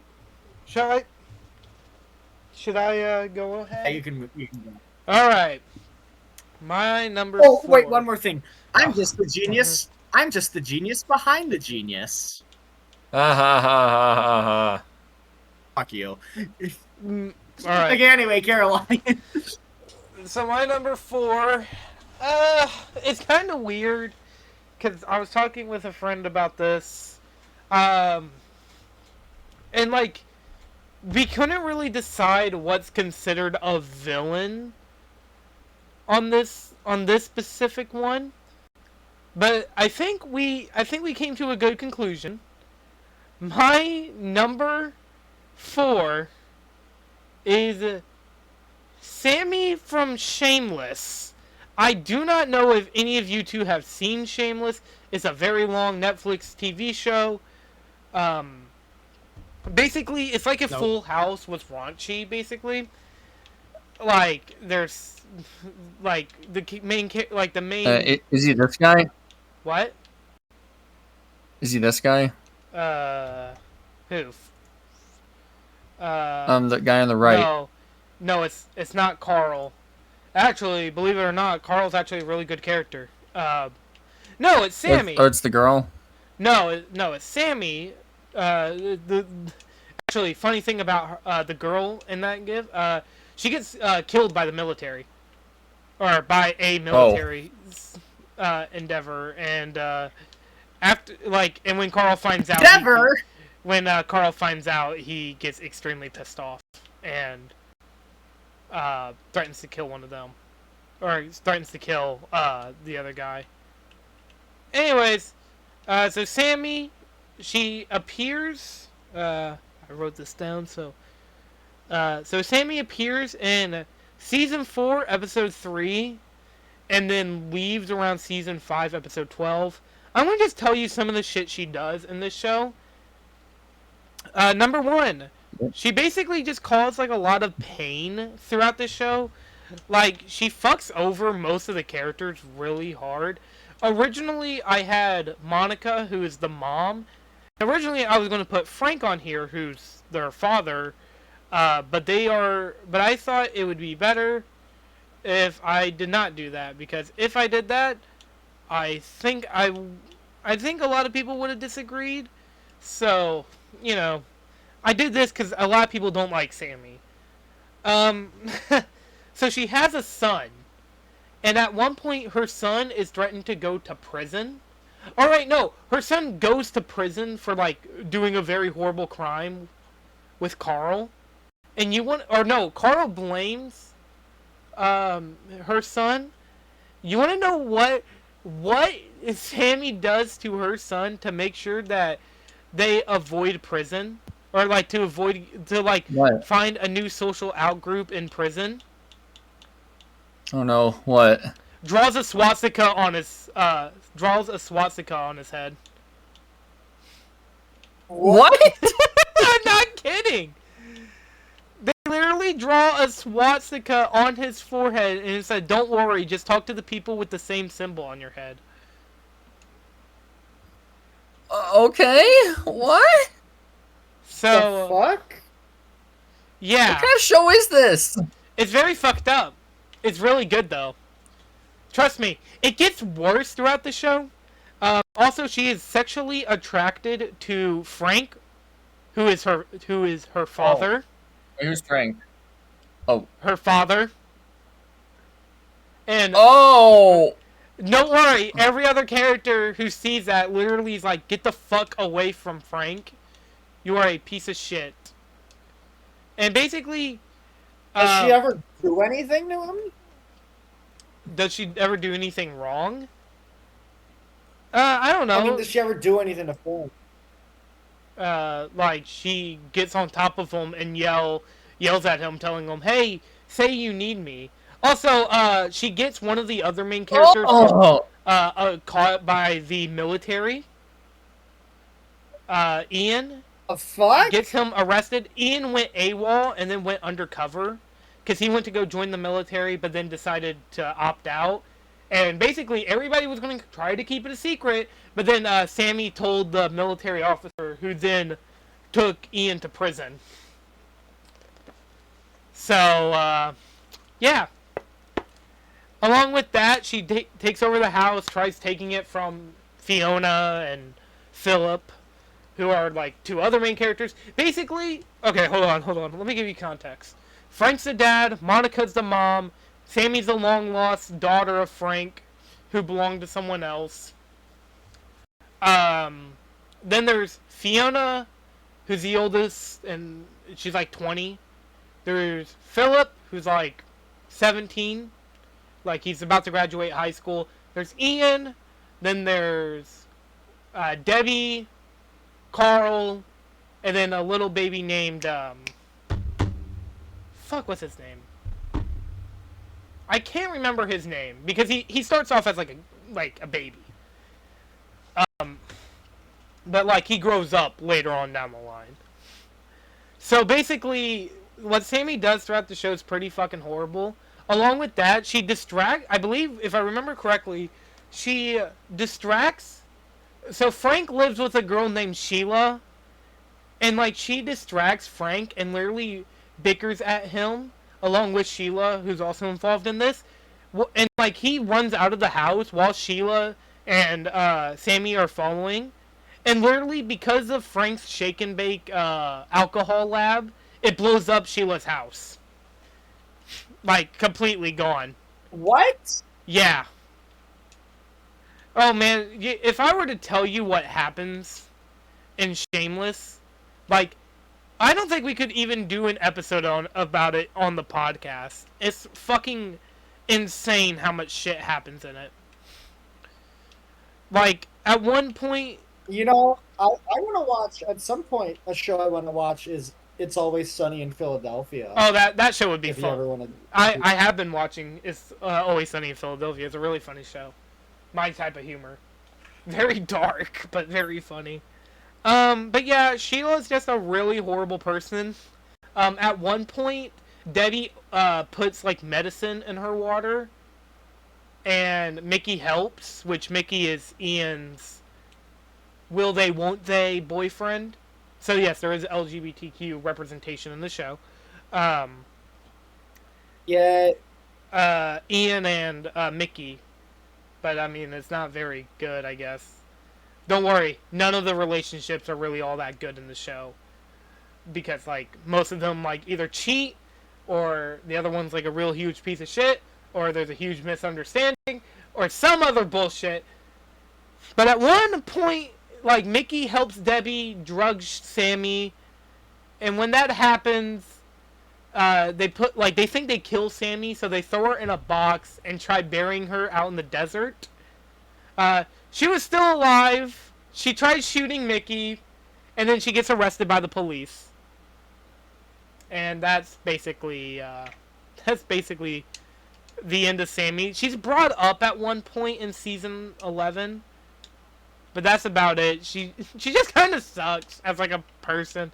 Most of the people in Shameless fucking suck, aside like a few characters who are like honestly like good-hearted saints, and you're questioning why the fuck are they friends with the Gallaghers. But I don't know. I always thought the show was really good. I kind of stopped watching it because of if you don't know, Shameless is 11 seasons. So, like, it's pretty long. And we stopped on, like, season 9. Like, the last I remember, Debbie thought she was pregnant again. Yes, I said again. It's fucked up. I'm telling you, this show is fucked up. Fucked up horribly. So, yeah. That's my number 4. I know, a lot of people probably didn't expect me to bring up Sammy, but... Sammy's fucking horrible, okay? I don't know what else you want me to say.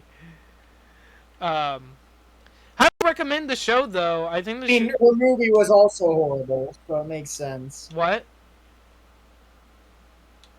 Sandy's movie was also horrible, so it makes sense. So, in case anybody wants to watch it, it's on Netflix. It's just titled Shameless. I'm kind of glad I watched it. I'm probably going to jump back in and finish the rest of it at some other point. So, food for thought. I mean, hey, maybe we'll do a Shameless episode of the podcast. I don't know how well that would go with YouTube, but hey, you know what? I didn't even get to like the worst parts of Shameless. Like, Debbie baby traps someone. And Fiona gives like the little like baby fucking dope by accident. No. She didn't give the kid dope. The kid did dope because it was on the table because Fiona left it out. It's fucking horrible. Most of these people are fucking horrible. You do feel bad for them because, like, to an extent, they didn't understand any better, but still, it's horrible. Show's great though. It's just drama the entire time. I don't know. But yeah, sorry. That's oh no, it's also Sammy, not Sandy. I didn't bring that up. But yeah, there you go. My number 4. Hey. Oh, number 3 is gonna be very controversial. Okay. Go ahead, sir. Alright. Alright, just like how it's going to be a very specific version of the character, just like how I did a very specific version of the Joker. Mm-hmm. And hey, this character is also from DC. That being Lex Luthor. Specifically, Jesse Eisenberg Lex Luthor from Is Batman that the version v with Superman. hair? I mean, there's Is that the one with hair? You know what's... Wait, didn't I say that as a prediction? I think... You probably did.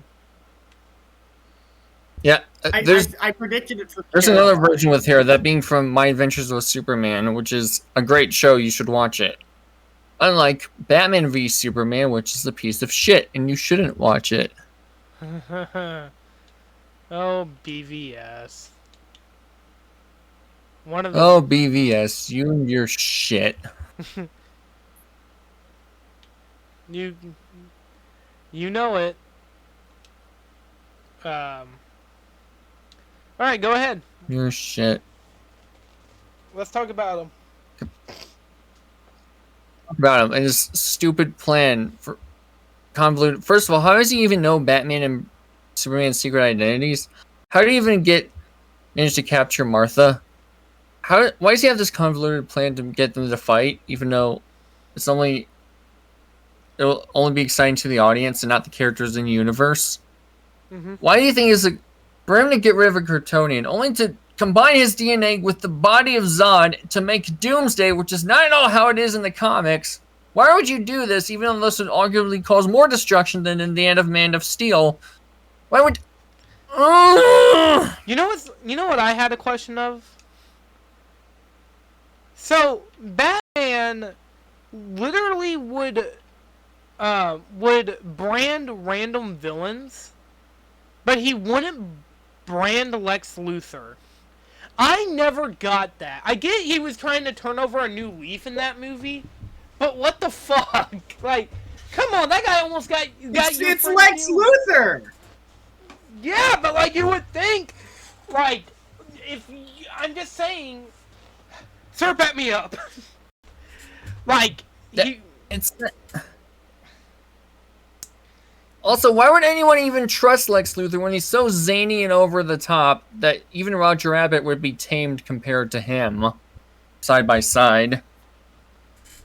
yeah. Why would you... Especially, he manages to get access to the Kryptonian ship through fucking Jolly Ranchers.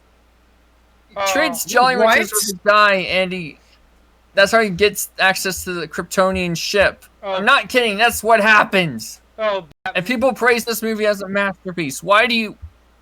why? I don't think I've ever Are seen Snyder anybody fans praise okay? that movie as a masterpiece. Zack Snyder fans. I don't know if there are... Did you see this? Apparently the reason why Jesse Eisenberg... He looks nothing like Lex Luthor, which...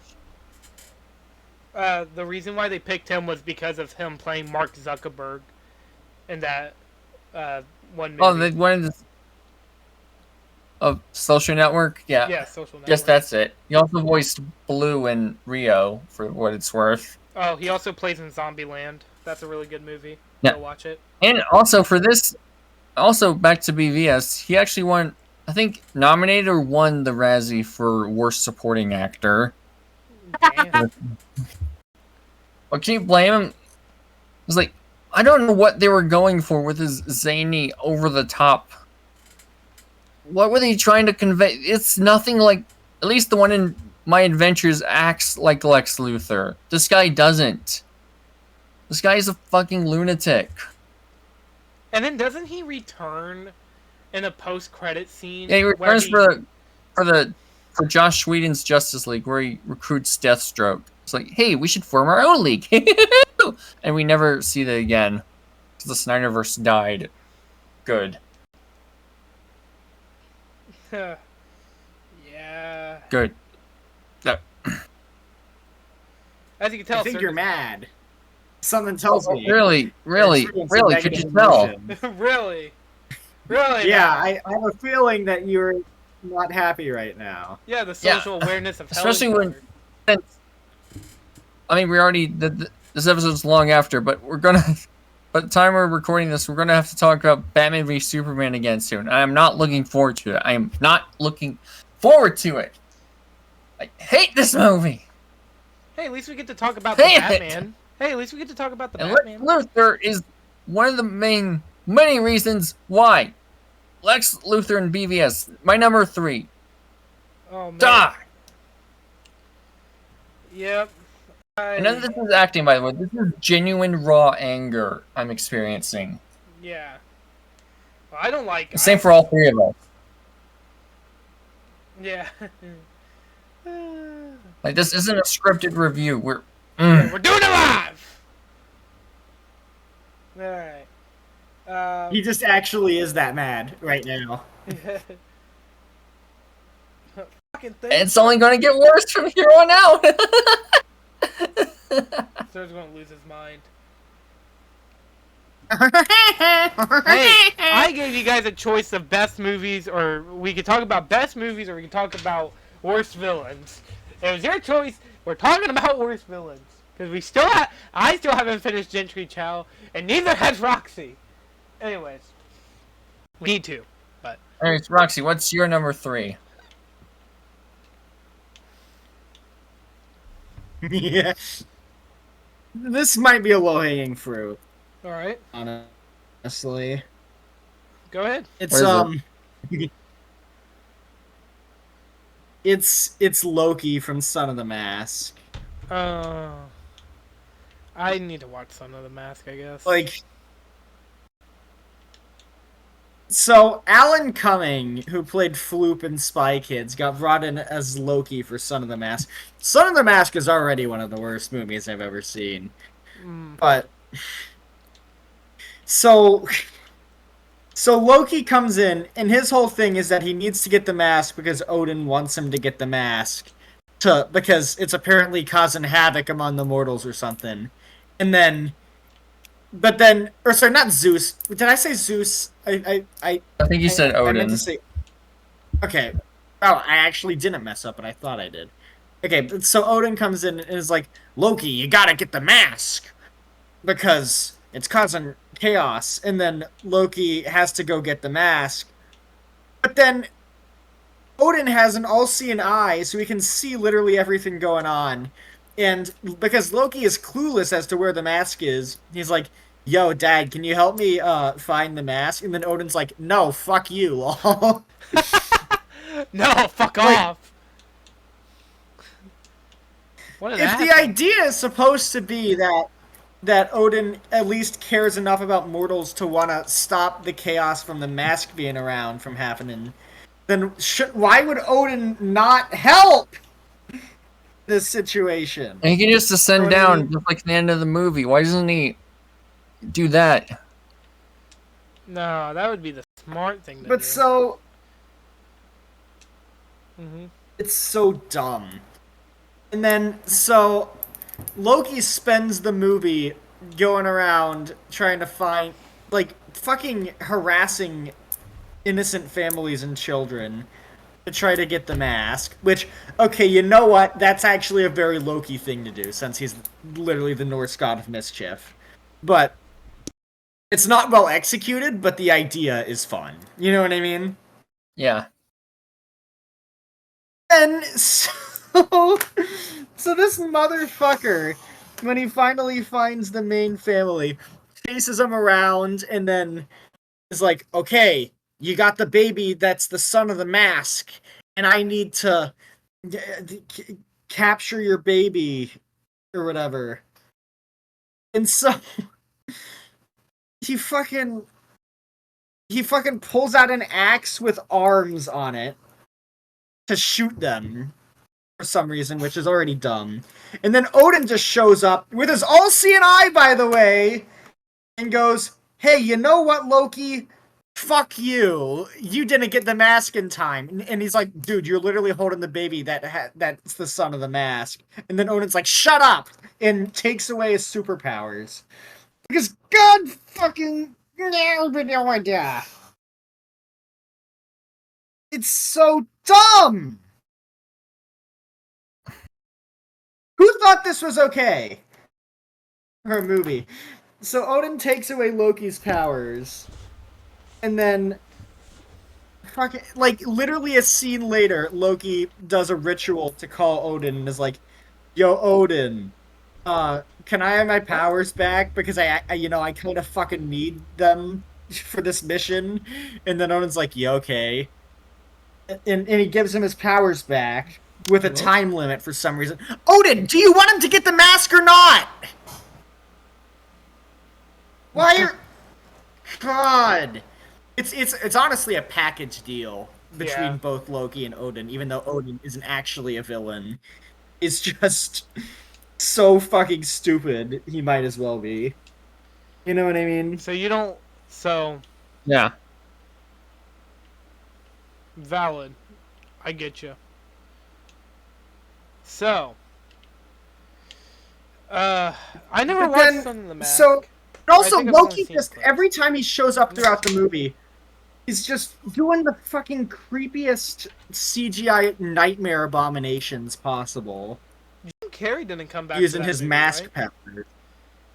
Did someone?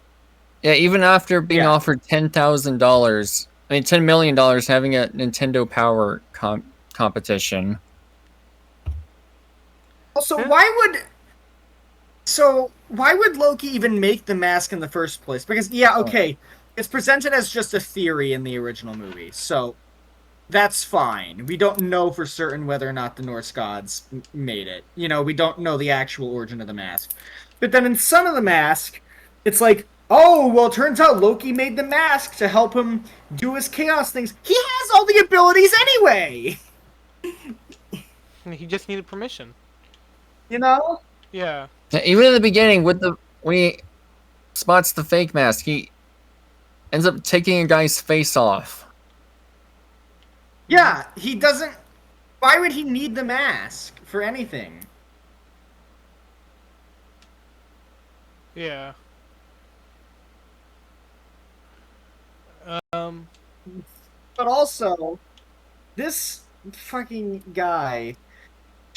So...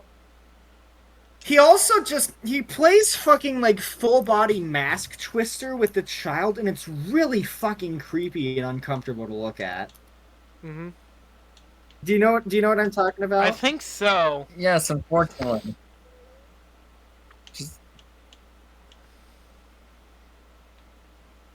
Ew, it's so gross.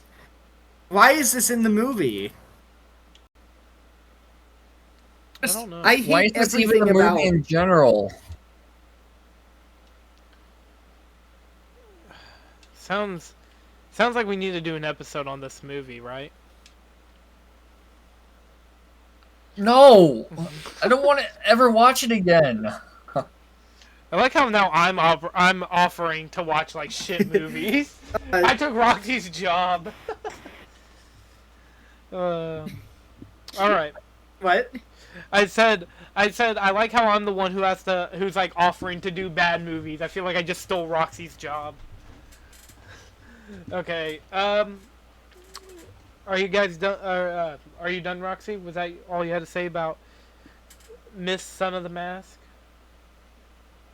No. Oh no, there's more. He makes when he tries to kill Tim, he does it in the most slow and awkward way possible, just so that Odin's time limit has a chance to Chekhov's gun for no reason and stop Loki.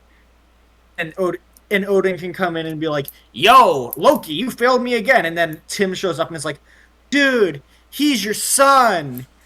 You gotta be nice to him." And then Odin's like, "Oh, You gotta do better. You gotta do better, Senator." Mm-hmm. But sounds like I shouldn't watch this. Yeah, okay, yeah, these immortal fucking Norse gods who have been around for millions of years. Just fucking Tim, Son of the Mask, showing up and going, "Hey, don't be mean to each other." Yeah, that does enough. I hate this movie. And also, Loki looks fucking stupid when he activates his superpowers. He looks like a green Darth Maul. Don't worry, we'll watch a good movie with Alan Cumming in it. You like how all I did was summarize the plot of Son of the Mask? You didn't mention the baby versus dog fight. I summarized Loki's plot in Son of the Mask. There you go. There you go.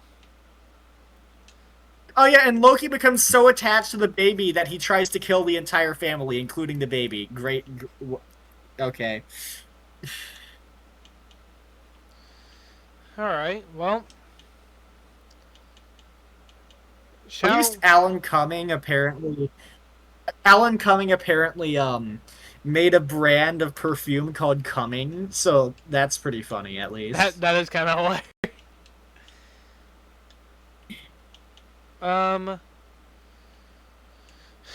So, alright, is that all you had to say about Son of the Mask before I give my number 3? I don't want to talk about Son of the Mask anymore. I'm gonna explode if I do. Yeah. Okay.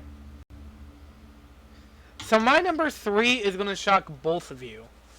Because when we were talking about doing this, I already knew who I was going to put on this list. But I was very divided on this one. Like, yeah, some things switched out here or there, but this is the one character who did not get switched around. I think he's perfectly placed. And a lot of you out there in the audience are going to be very shocked about this placement. So, without further ado, it's William Afton from Five Nights at Freddy's. Yes! I'm actually... Okay, actually, that's completely understandable. Yeah. This one was very, very hard to do.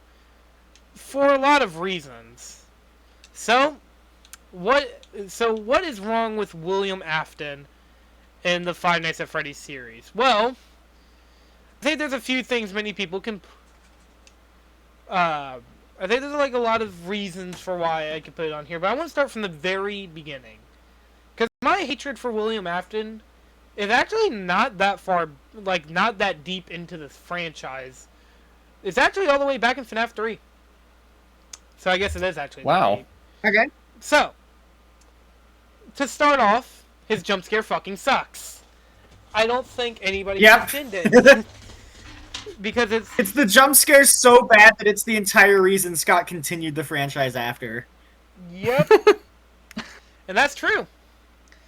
And I could definitely see why. Now, the thing is, like, we didn't know who William Afton was. Because, like, he was just called Springtrap. We called him Purple Guy for, like, the longest time. But, like, after, like, Silver Eyes came out and then everybody started calling him Afton, you know, that's when we really knew. Which I thought was weird that they implemented the lore of the books into it, but you know what, whatever. I guess finally we got a name. But then, it gets worse. Not only did... And then along came Zoo. No. So from starting with FNAF 3 being just a bad game in general, he wasn't really shown off all that much in FNAF 4. Like, he was only, like, there for, like, a brief cameo, and the rumor that you play as the son of him. But then, FNAF World came along. Purple Guy wasn't really in it aside of Update 2, so it doesn't really matter. Then FNAF Sister Location came along. And then the idea that he's the one who manufactured these animatronics, hence how he was able to get them to manufacture in there, makes me very confused. Because if he made the robots, he's obviously the CEO of the place. Why wasn't he in the building where they killed... like, why wasn't he in the building... like, where... like, you know, like, that minigame in FNAF 2 where it's like the car drives by and the child gets murdered? Like, why wasn't he just already in the building then? Okay, sure. Maybe you could just make it like that was his off day or whatever, but... Or he was trying to be inconspicuous by not being noticed at the building. Like, checked in. Yeah, but like, what makes it even weirder... Also, he did it at the front. He did it in a location large enough so that you can see his fucking car. Yeah. Drive up. Yeah. But not only very inconspicuous. Not only that, though, in FNAF Sister Location, the whole you're playing as William Afton, couldn't he have just deactivated the animatronics if it was literally him roaming around in the ground? Like, come on, dude. I don't think it was. I mean, it's debatable because, like, now there's because doesn't Michael literally say that? Doesn't Michael literally say in the ending where he goes, "They thought I was you." Yeah, but still, you would think that even then, like with Mike, which that's another thing, the whole Mike and Afton bullshit. Why? Why two? Why two? Because FNAF's success is. It's because FNAF's success is based off of the fact that it decided to be as confusing as possible. But that doesn't make any fucking sense. If he looks like you, I remember there's a theory that there was two Springtraps, and one was Mike and one was Afton. And I was like, I don't even know if that's true because FNAF 6 fucking changed his design. Like, what the fuck, man? Okay, I just want to say, how the fuck did William Afton not get...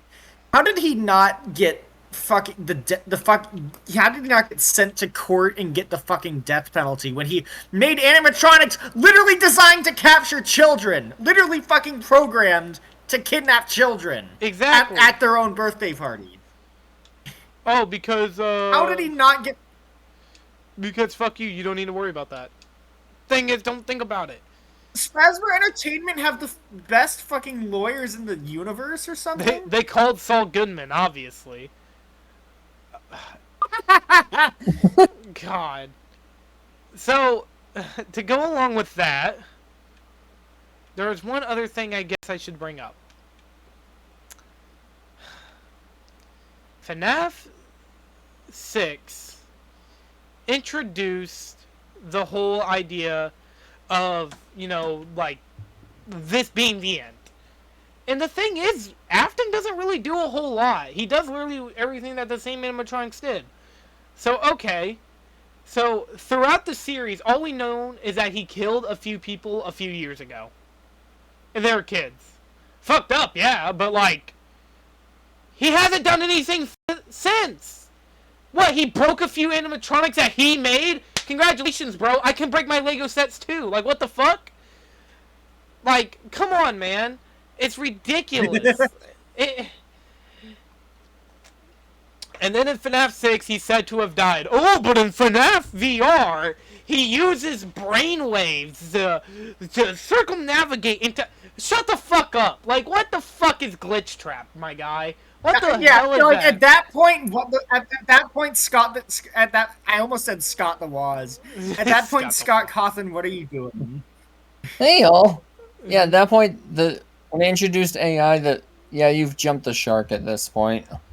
And, like, what makes it even worse is the fact that, like, when we see these fucking stupid shits, like, you know, like, when we see the new and improved Freddy Fazbear Fuck Off Simulator, I don't fucking know what they call it. they show him off like being this weird robo animatronic, and then apparently in FNAF, what was it? FNAF Help Wanted 2, it doesn't even fucking matter. He gets killed. And then along with that, FNAF Security Breach decided to bring back his rotting corpse. And he's like, oh, guys, actually, he was okay. How do you rebuild your suit? That's not William Afton. That's a mimic. And he's did you miss me, fans? No, I didn't. You should have stayed dead. We wanted you to be dead. Like, a lot of people like to say that the reason why they keep bringing William Afton around is because it's what the fans want. However, I don't believe that. What fans would want to just keep seeing the same stupid fuck come in, do the same, like, because, okay, what does William Afton accomplish? Like, throughout the entire series, he accomplishes nothing. Nothing he does amounts to anything. And I'm so sick of people ranking him so high, going like he's one of the best, most intimidating video game villains. Dude, Jack Baker from Resident Evil 7 does more than him. And he's fucking like, he's only in one game. Fucking Cortex does more than he does.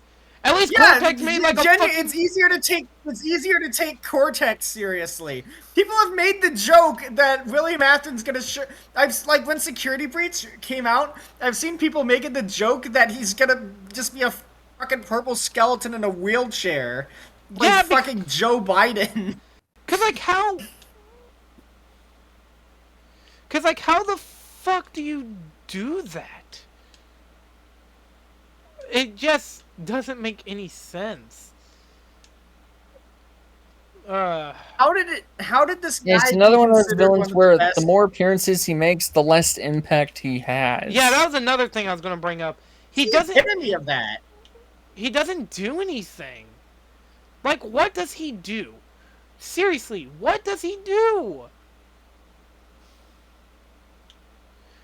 What? He shows up and is like, "Yo, he murders kids. They retconned it to where he does experiments on his son with nightmare gas. Oh my god! He makes killer robots that shouldn't even pass any tests or safety tests. Nothing.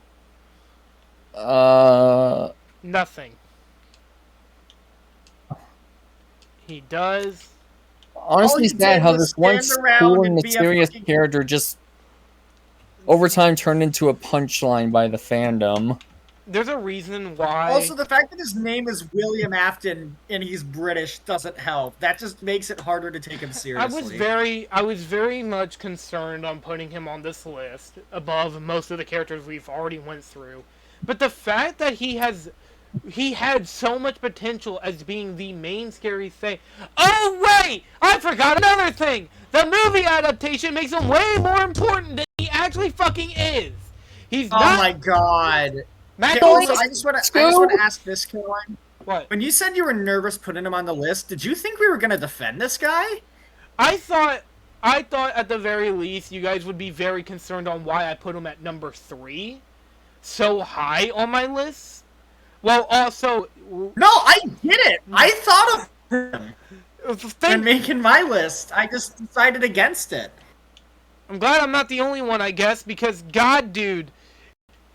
And it gets worse when you realize that throughout almost the entirety of Five Nights at Freddy's, it gets worse. They just make it worse. The FNAF series feels like the definition of the word entropy. And one last thing, just so that I can get it off my chest. I don't think any of his designs looked all that interesting, aside FNAF 3. Like, even if you're gonna try to make the, like, FNAF 3, he looks fine. Like, you know, his jump scare noise is fucking stupid. It just sounds like a fucking old man coughing.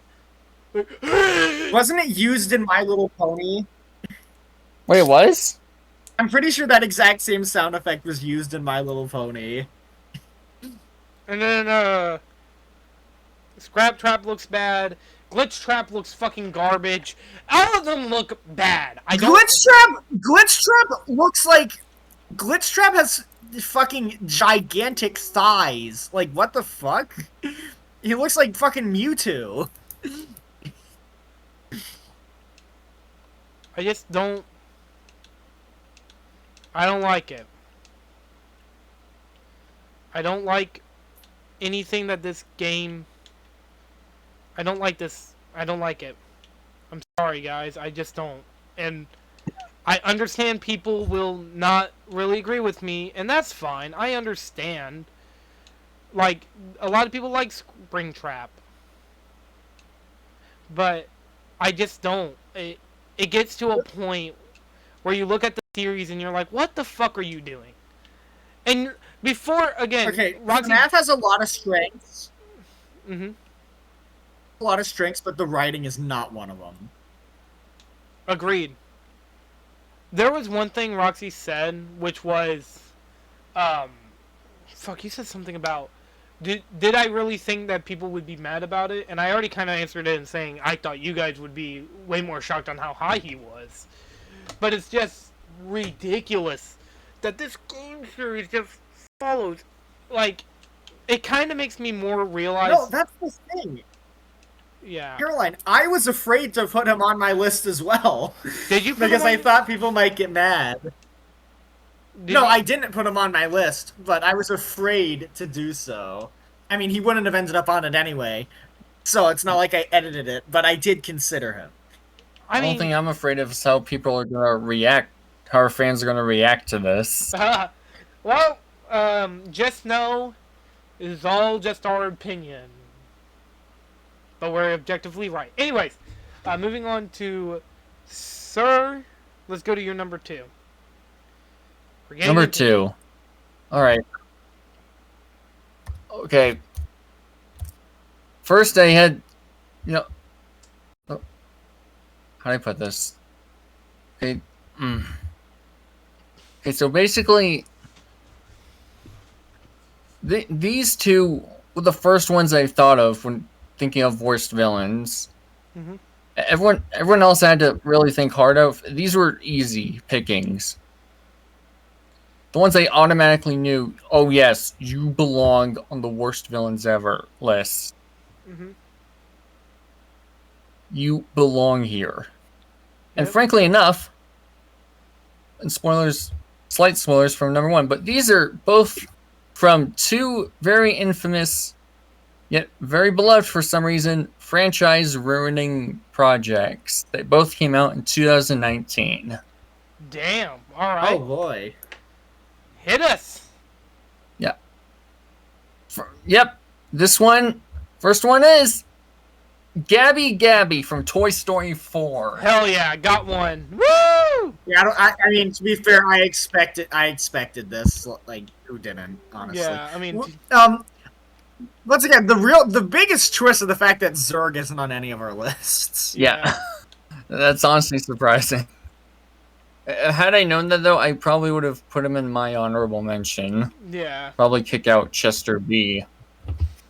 All right. Well, let's hear it. You want to talk about Zurg anyway at the end of the video? Sure, Just we can because just it'd be funny. We just bring him up for like Sure. one moment in the episode. But go ahead, sir. Why Sure. did you? Okay. And to be honest, at first she doesn't start off that bad. Like, she has her slappy minions, which are all menacing because they're ventriloquists. And the scene with, well, minus the obvious shining music that they blare in your face, her scene where she talks to Woody is quite suspenseful because you don't know what she's like at first. Is she an enemy? Is she an ally? Oh, peep. Or is she gonna? Then she makes it clear. Oh, maybe same year. Maybe we were made in the same factory. And that's her goal. To rip out Woody's voice box, which for a human would be like trying to rip out someone's organs when you think about it. Mm-hmm. Yeah, so, okay, I know organ donations are a thing, but it's not like Gabby's voice function is a lethal thing that needs to be exchanged. And also, you don't take the organ from a living person who doesn't consent to it. Yeah, You don't just rip it from them. he kidnaps Forky and holds him hostage. Then we get what her plan is. It's, oh, you just want to be played with. That's why. Oh, okay, reasonable Also, plan. doesn't make any sense because you don't need What that doesn't make function sense is to that play she's with. practicing tea time, even though her will be in the hands of her kid, Melody, Also, Harmony, whatever. you don't even need the voice box function, first off. Second off, there are a ton of children who would see the broken voice box and be like, yo, that's fucking awesome. Yeah, who would want to play with a toy exclusively for working voice box? That makes no sense. Yeah, I mean, I think all of us can be like, yeah, we played with. I guess you could say she's insecure about wanting. Well, if she would scare away Harmony with her defected voice. It's like we've seen in this universe, toys can still say things through the voice filter, unless it's this movie where Buzz says in his normal voice, "Your backpack's in the antique store. Let's go." Mm-hmm. So it's entirely possible. It's entirely possible. To just find anybody who would like you the way you are anyway. Yeah, that would be. You don't have to actively seek out Harmony. Is she only seeking out Harmony because? Does she only seek out Harmony because the fucking Gabby manual has a child that looks exactly like her? Is that If so, that is reason she's fucking doing stupid. But yeah, what you mentioned earlier, that could lead to a good message of if someone truly loves you, they would accept you no matter what your physical condition is. But sadly, that's not what they go with. So we get to the dumbass, like, try to rescue Forky scene, which is more convoluted than it needs to be. And then after the forced third act breakup, Woody goes into the lion's den all alone. Then we get what single-handedly puts Gabby on the list. Like, this is from the lighting and like, oh, Forky told me your backstory. Your life story, Woody. I'm gonna use that against you. She might as well just steal his voice box right there. She's that crazily manipulative. Like, no offense to the people who like this is Last of Us Part 2 levels of emotional manipulation. I fucking hate it. I need to play The Last of Us Part 2, so please no spoilers. Okay. Sorry, continue. Yeah. Much like Abby, Gabby is essentially what the writers want you to root for. This character, all of a sudden, the one who they want, who's trying to empathize with. Like, oh, she just wants to be played with. Don't you feel sad for her? She just wants to be played with. No, she's a bitch. Exactly. No, fuck that. Fuck that bitch. No. Oh, hey. Exactly. And the worst part is that it works, both on Woody and the audience. Because she gets what she wants, and what a surprise, Harmony doesn't like her for literally no reason, other than to make you feel sad again. Like, oh, don't you feel sad for? And then the characters go out of their way to give her what she wants again. Again, yes. Yeah, they don't go like, huh, that sounds like your problem. I might as well just...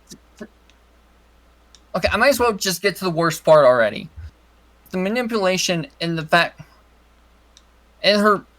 Not borderline, her straight-up toxic message. And much of a big middle finger it is to people with physical and mental disabilities like me. Like, yeah, that's my reason for hating her. She's... Their message essentially being... No one could possibly love you unless you fix your disabilities, which is proven right with her helping the lost little girl in the fair, carnival, whatever, and gets her happy ending. She never apologizes. She never feels bad. She doesn't even say sorry to Woody, like, sorry for all this. You can have your voice box now. No, he's pretty much an afterthought to her once his usefulness is done. It's like, no. Why would you want to root for this character? Especially with... the toxic message like, that's coming out sorry of for it. having Like, minions. what? What? What'd you say, Roxy? Roxy died and never came back. Right. That's so sad. Damn it. I think she lagged out again. Roxy? I said was, Oh, there you go. sorry for having my minion in your fucking spot start it out. You're lagging out so Sure, that badly. was painless. Say that again? But yeah, we get you said, sorry for having my minions try to tear out your fucking spine. Oh yeah, she just leaves her minion spine. No guilt whatsoever. Mm-hmm. Yeah, like, Okay. go take care of yourself What I now. said was, sorry for having. What? Wait. So okay. What I said was, sorry for having my minions grab you by the spine and begin to tear it out. I'm sure that didn't hurt like hell. Yeah. Yeah, sorry if my minions try to tear your spine out like they're Sub-Zero. Anyway, where was I at? I forgot. Basically, you just do not like this villain, and you think it's Yeah, one of and the worst animated. Yeah, and again, the toxic. It's probably unintentional on the writer's part, but still irresponsible that they let this pass. It's the toxic message about no one can possibly love you unless you fix your disabilities. Imagine being a kid watching this with disabilities and coming out thinking that. You're completely irresponsible, Pixar. Completely. Just like letting any of these movies' mistakes pass the first draft. There was no reason why you should have allowed this to happen. You had an extra year of development. Speaking of which, There's no reason sorry. you could have. Literally, how no one noticed these, I don't know. I don't know how anyone thought anything in this movie was a good idea, especially this. I don't care. Gabby's a terrible villain. They emotionally manipulated you essentially into feeling sorry for her. Just like how they manipulated the thing is a good ending. No, it's not. It's not a good ending. It's terrible. Fuck Toy Story 4 and everything this movie stands for. I am no exaggerating. I fucking hate it that much. Damn. I was Gabby is a huge reason as to why. Didn't they? Wasn't the My number reason? 2. Wasn't there like a reason why this movie never came out, or like the reason why the movie was delayed a year, was because like didn't they have like 75%? Because John Lasseter was kicked out. Why? And they needed a new director. Yeah. Why did they kick him out? Because John Lasseter was a degenerate who thankfully got fired from Pixar. Oh, it was John Lasseter. Lasseter. Yeah. Okay, well no, that makes way more sense. Alright, well, I could definitely see why this is your... Because I think I brought it up that I thought that this was going to be on your list. So... Yeah, you predicted it. Why'd you... What'd you say? Why you... I see why you put it. I don't like Gabby either. I'm not the biggest Toy Story 4 hater, but I don't like it, so... So yeah. Shall we move on to number... Roxy's Roxy? number 2. Roxy, you're number 2.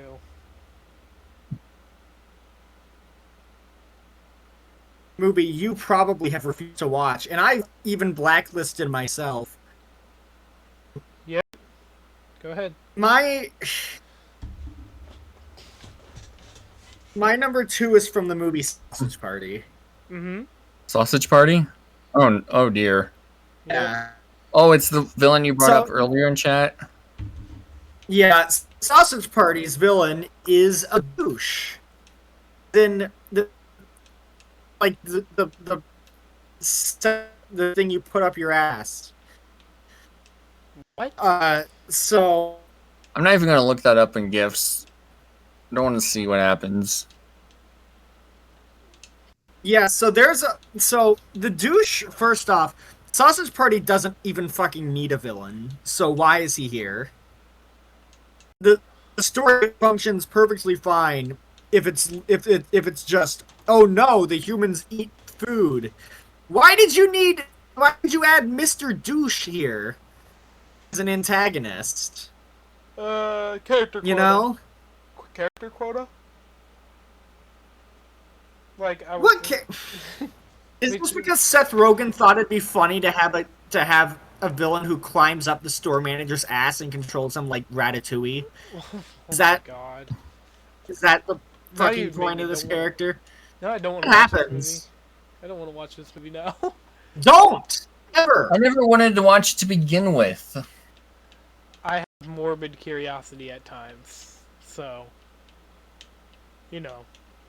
No, okay, Caroline, when I blacklisted the movie, you know it's bad. Yeah, I guess that's fair. I wish I blacklisted Sharknado before we watched it. But okay, continue, sorry. So his whole thing is that, like, one of the main characters, if I remember correctly, caused an accident which fucked up the douche's nozzle, and he's pissed because he got thrown out due to not... The douche nozzle? Okay? Yeah, the douche nozzle. Yeah. There's just something And funny. so he goes on a killing spree because he's like, "Oh, I gotta get powerful."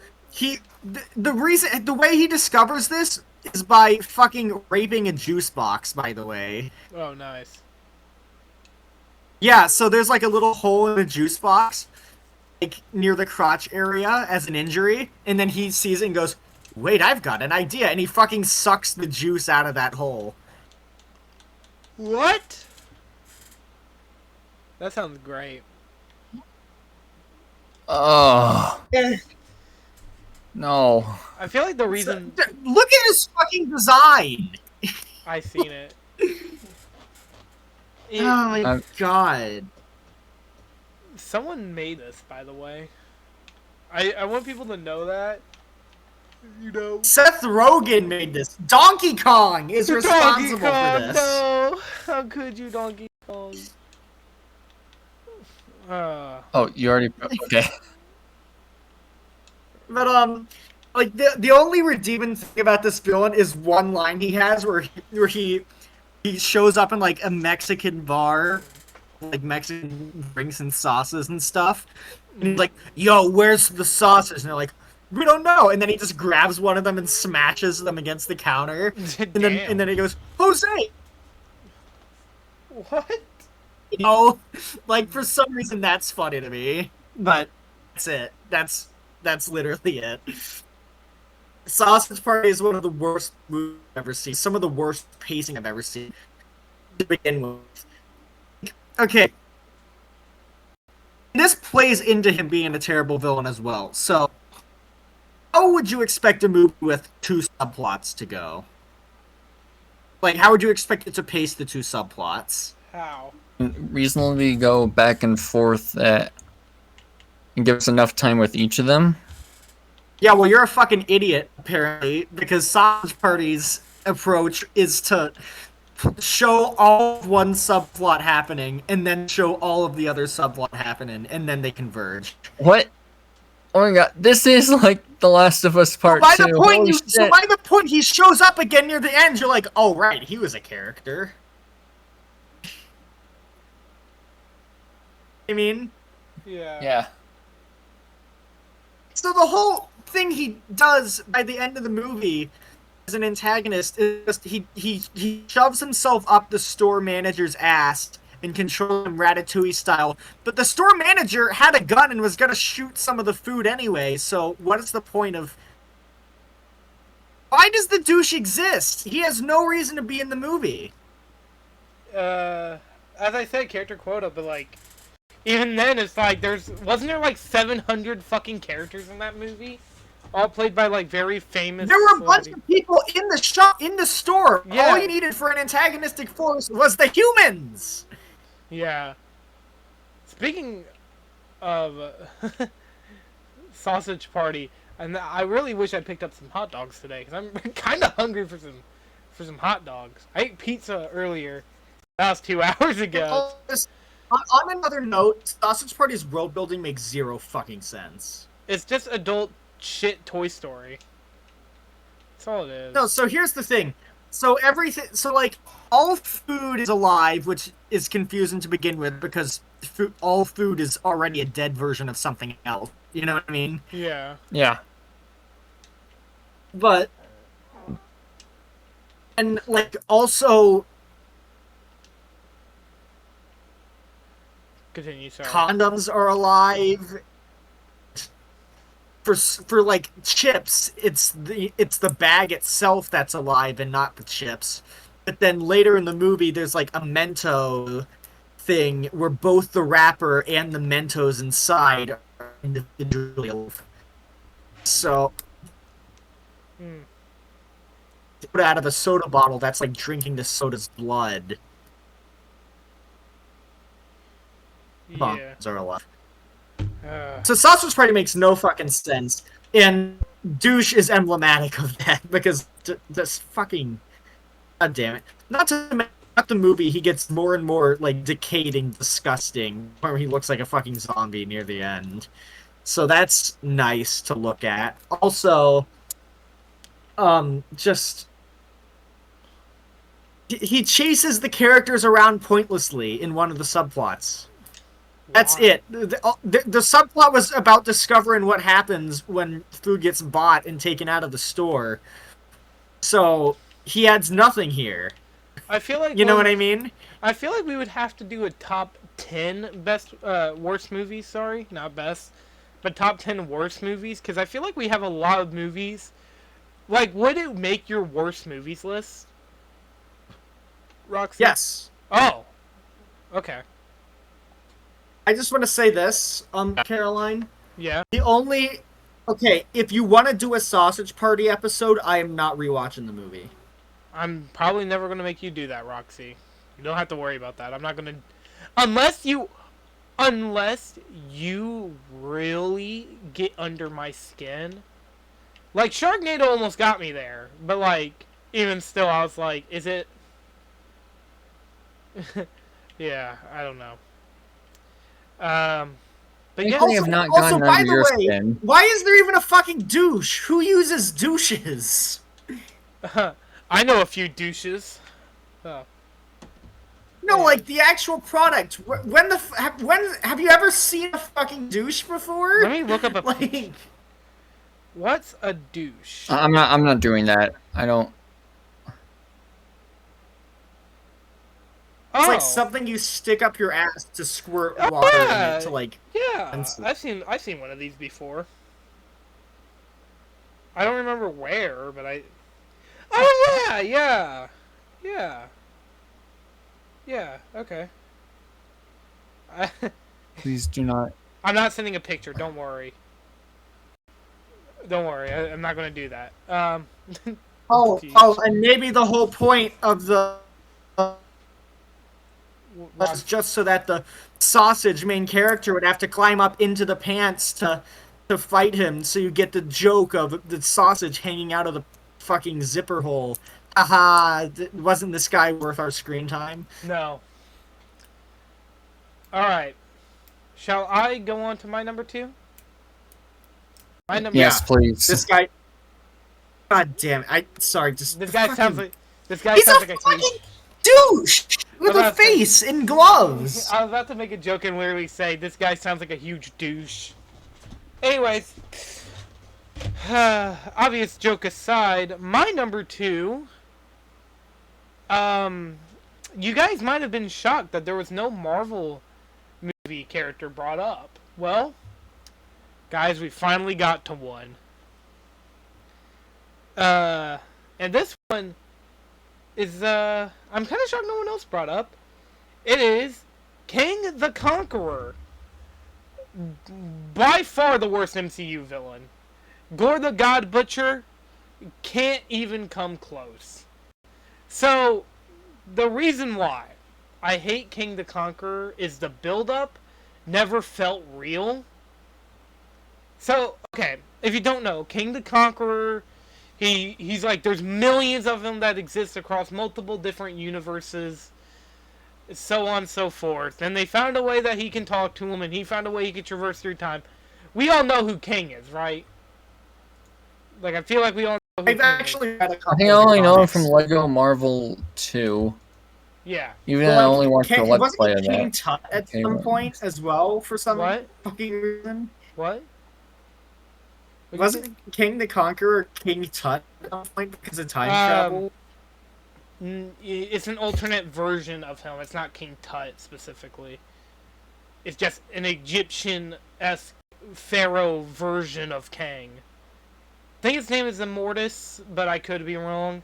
So basically, the Council of Kangs whole idea, I can see it working in a movie, but like the build-up didn't work. So I think just recently it came out that originally Thanos wasn't planned to be the main villain of the MCU, and that it was only supposed to be a cameo or like just a reference in Guardians of the Galaxy.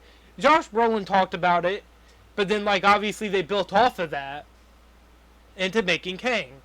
Well, Kang in the MCU starts off in Loki as He Who Remains, and I guess cool. I guess not really. He doesn't really do a whole lot from what I remember. He just kind of explains what he does. But when we see him as an actual threat, it's in Ant-Man and the Wasp. I hate this fucking movie. It's so Insert stupid. MODOK. Now will this end up Insert on the your gif worst of movies MODOK list, here. Caroline? What? What'd you say? Will this end up on your worst movies list? Believe it or not, no. I got a movie that's worse than this one. Like, MCU movie. Anyways, so this gem of a movie has Kang fight against ants and fucking die. Granted, they were socialist ants. Maybe they just... I don't fucking know. I don't get it. How does Kang die to Ant-Man? The same Kang who apparently... Oh, I killed multiple Avengers. Oh, yeah, sure, buddy. You're just talking a big fucking game. Like, God, dude. And what makes it even worse is the fact that Kang could have been something really cool, where he literally just started destroying the multiverse throughout the MCU.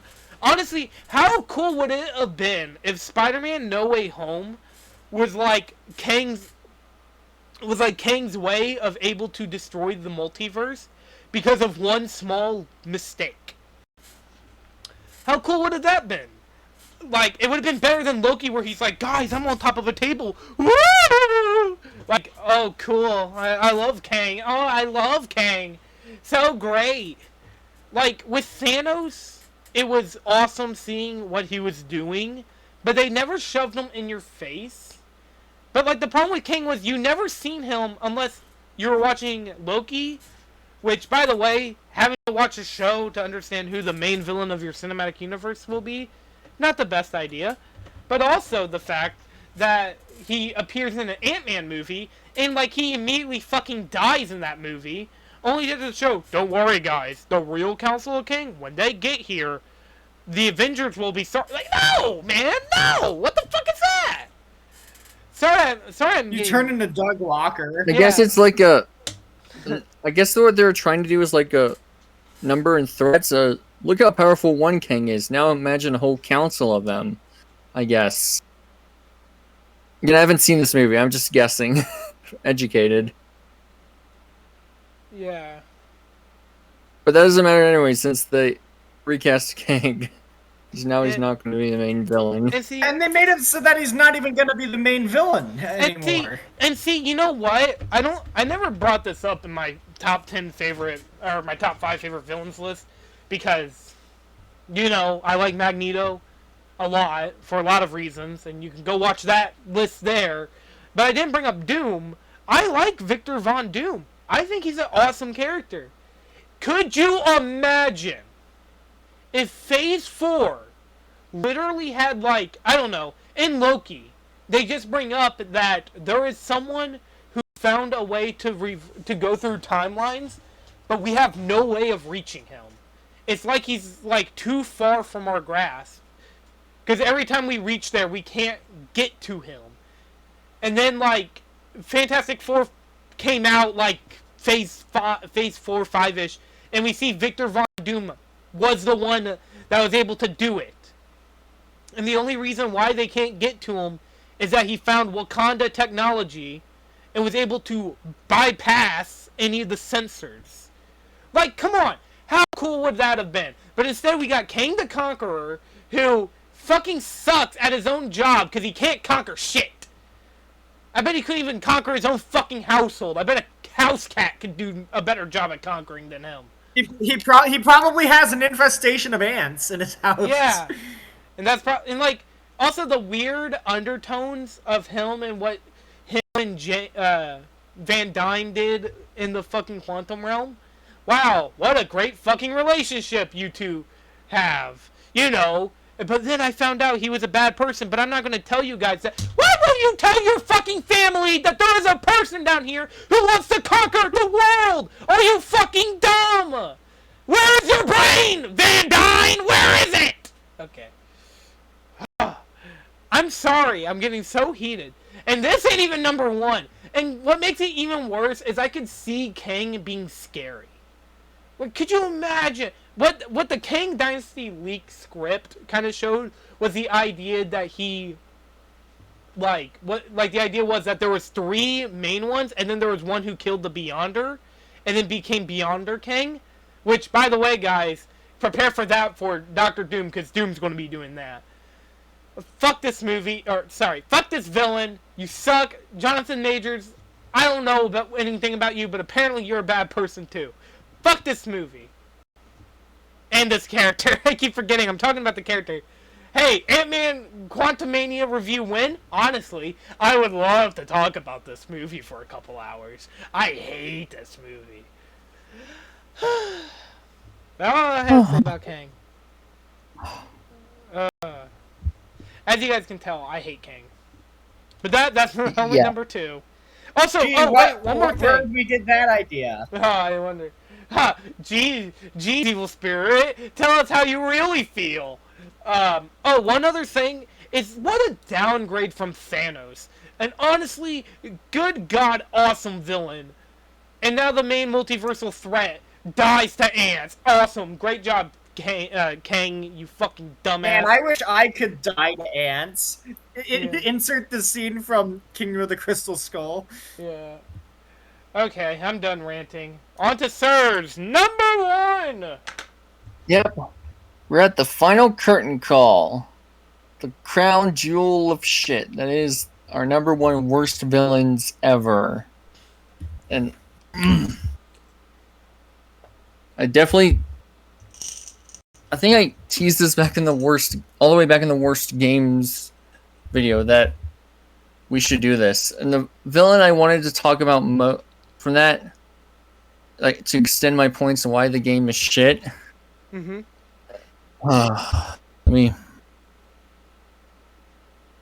You remember what that was? Wasn't it Mortal Kombat 11? No. Yeah. And of course, the villain is, drumroll please,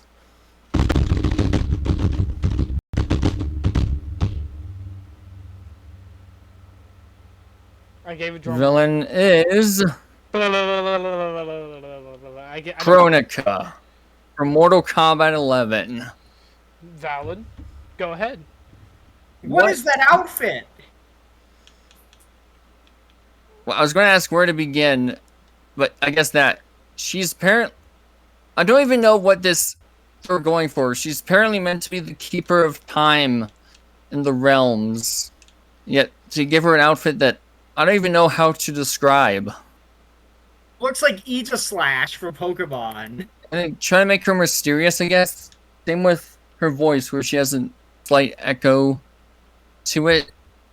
Too bad the writing makes her not threat. I'm gonna explain why. Alright. First of all, actually, where do I start after that? Hold on. I gotta make the Kid Icarus Incomprehensible. joke. Can I make the Kid Icarus joke? I guess first of all, her boss fight is a complete joke. Like, they make it so where you can't juggle her with combos, but you can still take her out with like projectiles and easy exploits like that. It's not.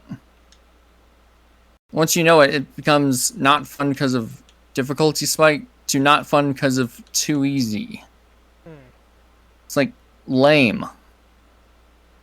Bad boss fight. Bad. Like, this is So your why is first it female bad boss boss of the fight like a series, and this dog? is what you do with her? What? No, the way you said bad boss fight made it sound like you were scolding a dog. Oh my god. Mm-hmm. Okay. Before I get into her plan, let me just say that just her mere existence and the concept of Titans and the Hourglass contradicts everything. Like, mind if I explain some MK lore real quick? Yeah, go ahead. Alright.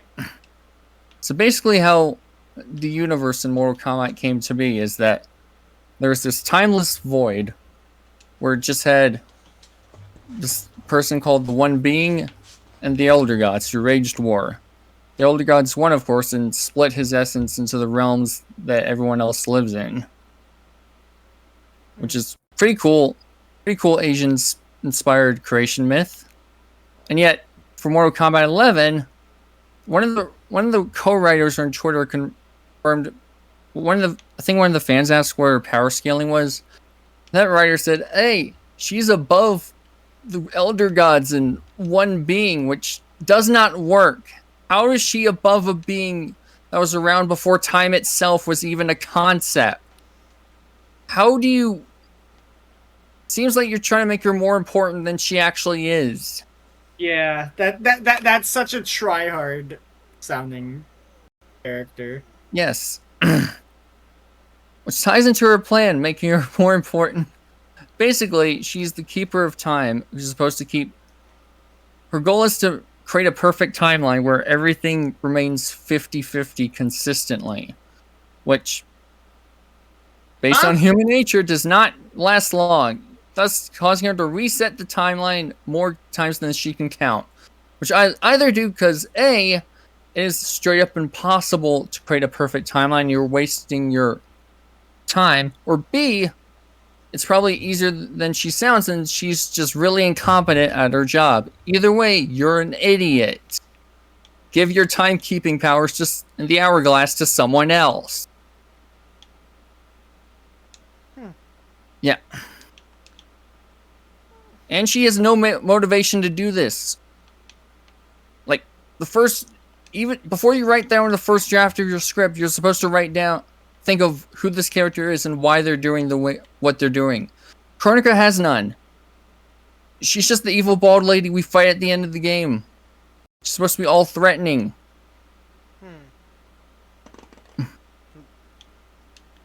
Which she's not. She's not at all threatening. Same with... Okay, what happens once... Oh yeah, and those Elder Gods, apparently she's the mother of two of them. Never explains what the father is. And one of her sons gets decapitated. It's like, hey, let me reset the timeline. Let me recruit these people, like merging the past and present together. Even though that's what Why would you do that? Apparently she needs an army to defend the hourglass while she gets to work on resetting time. Even though the said time merger is what alerts people to the presence of something about in the first place. Even though you can get the ingredients you need without alerting people. It's like... Part of the reason is because who decapitated her son? Raiden, the god of thunder. And she's always pitting him and Liu Kang up against each other unwillingly. Because their powers combined are the only thing that can stop her. Which she tells him directly for... Why? And also, if it's within your power to erase Raiden, which is another thing you're trying to do, why didn't you do so in the previous timeline? If you erased one of them forever, you would be unbeatable by this dumbass story's logic. But no, let's just taunt them and tell them how. Why? It's because you're doing this for thousands of who knows how long and want a challenge? That's fucking stupid. You have no right to be this arrogant. Especially in the Aftermath DLC when you know... Oh yeah, the Aftermath DLC, which is... She learns her... Yeah, they defeat her, but they have to go back in the past because they destroyed her crown and... Oh yeah, they kill her. Yeah, the supposed timekeeper who's above the unkillable elder gods in one being gets killed by Raiden and Liu Kang merging, which makes no sense. It's just a more stronger deified mortal. How is it? This game really upsets the balance of a lot of things. One of them being the power scaling of this franchise. It's dumb. I hate it. And this is like... But yeah, the Aftermath... What? What was Caroline? I was gonna say, wasn't this game... Wasn't it originally that, like, isn't Mortal Kombat 11 supposed to be like a reboot from X? No, it's the same timeline, which Okay. does not excuse any of the continuity errors. Okay, I couldn't remember, because, like, I know someone said it was. Like, trying to reboot itself. They do reboot at the end, but only after the Aftermath DLC, which she learns she failed due to the time heist happening, and she does the exact same thing. Only now they have her crown, so she can't do the exact same thing. And she's like, oh, I wait for them to kill each other. That way I can take it for myself. Too bad one army, the Outworld army, is still alive and they're coming to kill you. And she still stands above her egotistical, I am a Titan bullcrap, even when Shang Tsung has her beaten and bloodied as she attempts to crawl away like a sewer rat. She's, I am a Titan, I do not... I'm an she is so inventor. frustratingly one-dimensional. I cannot... How does you write a character like this incompetent that you cannot take them seriously for even a microsecond, let alone one that apparently got nominated for the Golden Joystick Award for Best Story? Fucking clown shoes. Clown shoes. Clown shoes. Got him. That's funny. That's what the writers were wearing when writing the story. Anyway. They're wearing clown gloves while typing it down. Yeah. And she gets killed here too. Yeah. The Titan figure supposedly above the unkillable elder gods gets killed. Dies. So dead her body dissolves. Oh, that's Like a Jedi. That's fucking hilarious. Yeah. You know, It's like, I can't wait. what? I can't wait till we ever do a Mortal Kombat episode. That would be Surge's fucking jam. It's like a monkey paw. You want to do a Mortal Kombat episode? Yeah. You want to talk about Mortal Kombat 11? Fuck you. It's like, So it just explodes. Yeah. I mean, hey. I mean, I wouldn't mind doing an MK episode. One last thing is, I alluded to earlier, they make the writers, not only did the writers make her more important than she otherwise would have been, they also made her more smarter than she actually is. Well, at least make her seem more smart than she actually is. Especially since the army she summons and her manipulation of, I can grant you this in the next timeline. First of all, there's no guarantee that you'll do that, given how much she had to reset everything. Second, the manipulation of them was very basic. Like, she doesn't show off her powers and pull in things from past dead timelines. No, she just says, I can give it to you. And they're like, we're in. What? Same with the whole, I keep putting you up against Raiden, Liu Kang. No, she says it's right. I keep putting you up against Liu Kang so you would always kill him and never join together to stop me. It's like, what? Why? And again, why didn't you just erase him from the timeline if you have the power to do so, apparently? Yeah. No, Where's the fun in that? No, she just... And again, it's implied that she's done this countless times, meaning she has had to watch her son get decapitated or see Raiden do something else to disrupt the timeline, and she just stands there and gets mad about it. Only now, randomly, did she decide, oh, maybe I should try and erase him from the next timeline. It's like, no. What? You can argue that since he's immortal, he's affected differently, but especially with bringing in the past version erases the present Raiden for some reason, which... And her... I just... what were you going to say? I'm gonna say, wouldn't it be better... Like, if you're super fucking powerful, couldn't you just kill Raiden and be fucking done with it? Yeah. Like, it can't be that hard. If you're some all-omnipotent being with the power to, like, fucking melt someone at the tip of a finger, of a snap, like Thanos... If you have a time machine, you win no matter what, unless your opponent also has a time machine. Yes.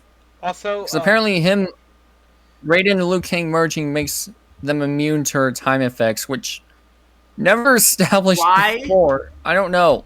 Especially in... He's like, as an immortal, I'm immune to timeness. Even though in the Aftermath DLC, he gets fucking frozen and turned into sand sculpture, having to be freed by his brother Fujin. And it... Just dumb. All this is dumb. And I know some idiot's gonna bring it up like, oh, but that's the point, it's supposed to be dumb, because story doesn't matter in a fighting game. Like, shut up! It does matter. It always has mattered to fighting games. Like, story always mattered. Like, story should matter no matter what. If you're gonna do a story... I'm sorry, Dale, did that scare you? Dale's just looking at me weird.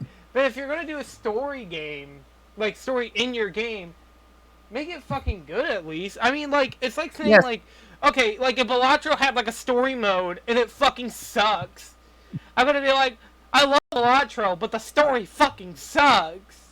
You know, like, come on. Maybe Vulture's, like, a bad thing, because there's no fucking game, like, there's no lore or anything. Unless you take the Ben Starr fucking promotional material. But, like, still.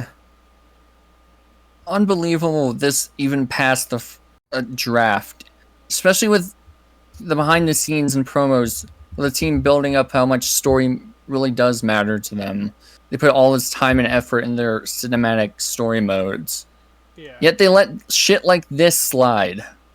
This incompetently broken, irredeemable beyond comprehension villain. And if you want to hear more, I know.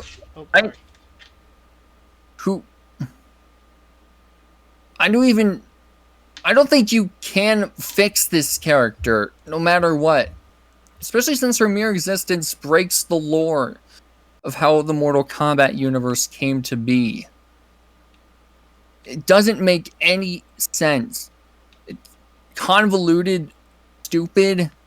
Character herself is stupid and not as smart as you might think she is. How she presents herself. Literally, okay, in the ladder mode, you know how in ladder mode of usual fighting games, you beat the boss and get a cool ending. Mm-hmm. Yeah, just about every ending, everyone makes a better timeline than even, except for maybe Devora, who makes bugs giant and people small. Aside from her, nobody likes Devora, by the way. Mm-hmm. Yeah, aside from Devora, literally everyone else does a better job at making a timeline, regardless if it's the perfectly balanced, always 50-50 good and evil timeline.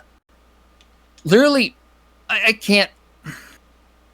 I think a part of the reason I'm not shouting so much is because I sort of used up all of it in Loki and Gabby.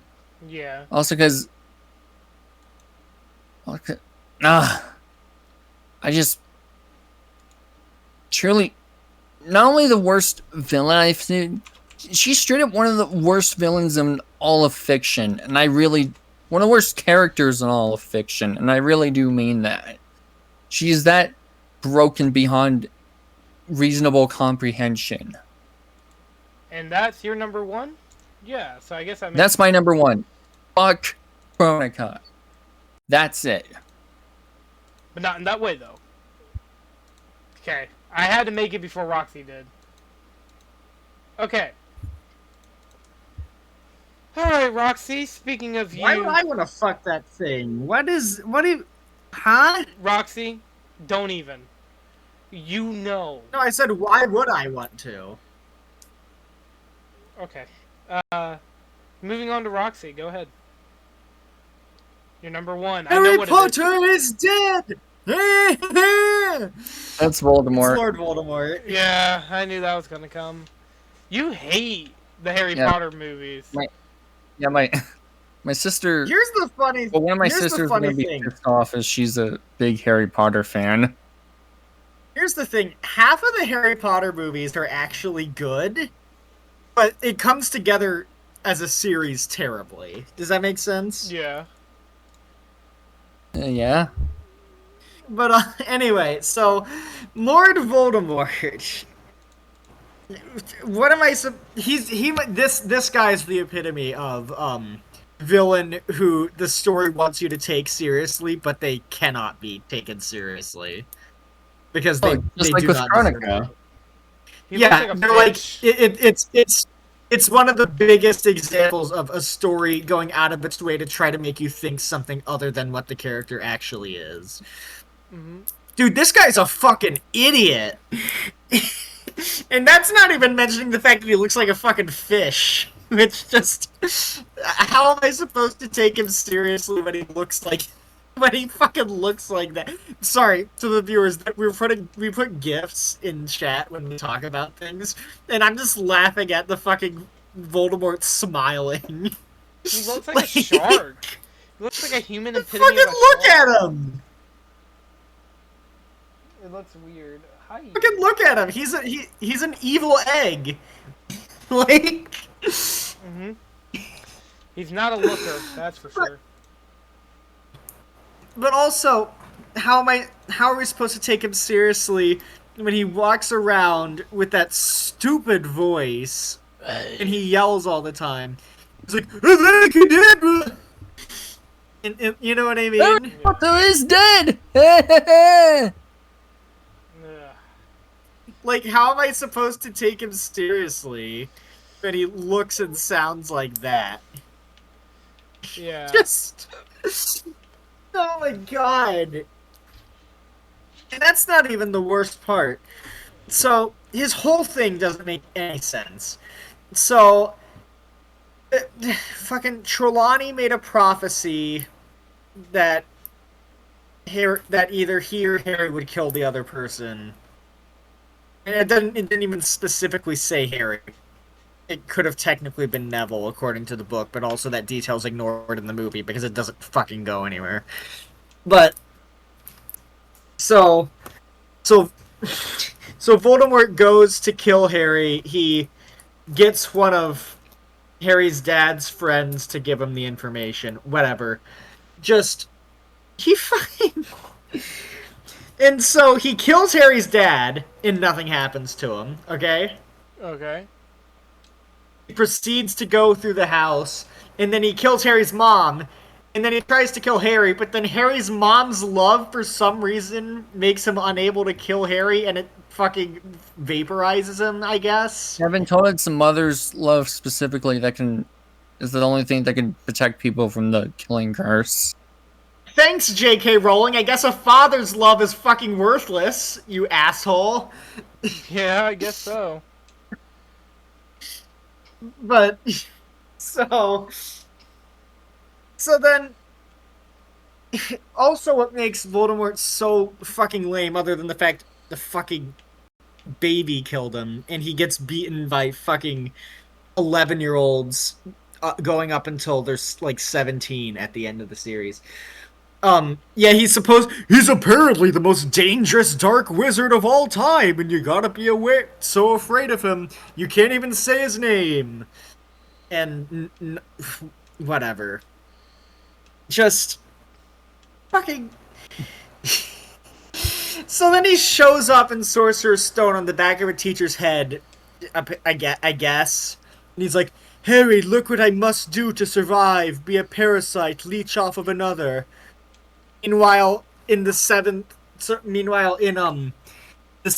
movie, it's established that he apparently had these things called Horcruxes the entire fucking time, which made it so that he literally could not die.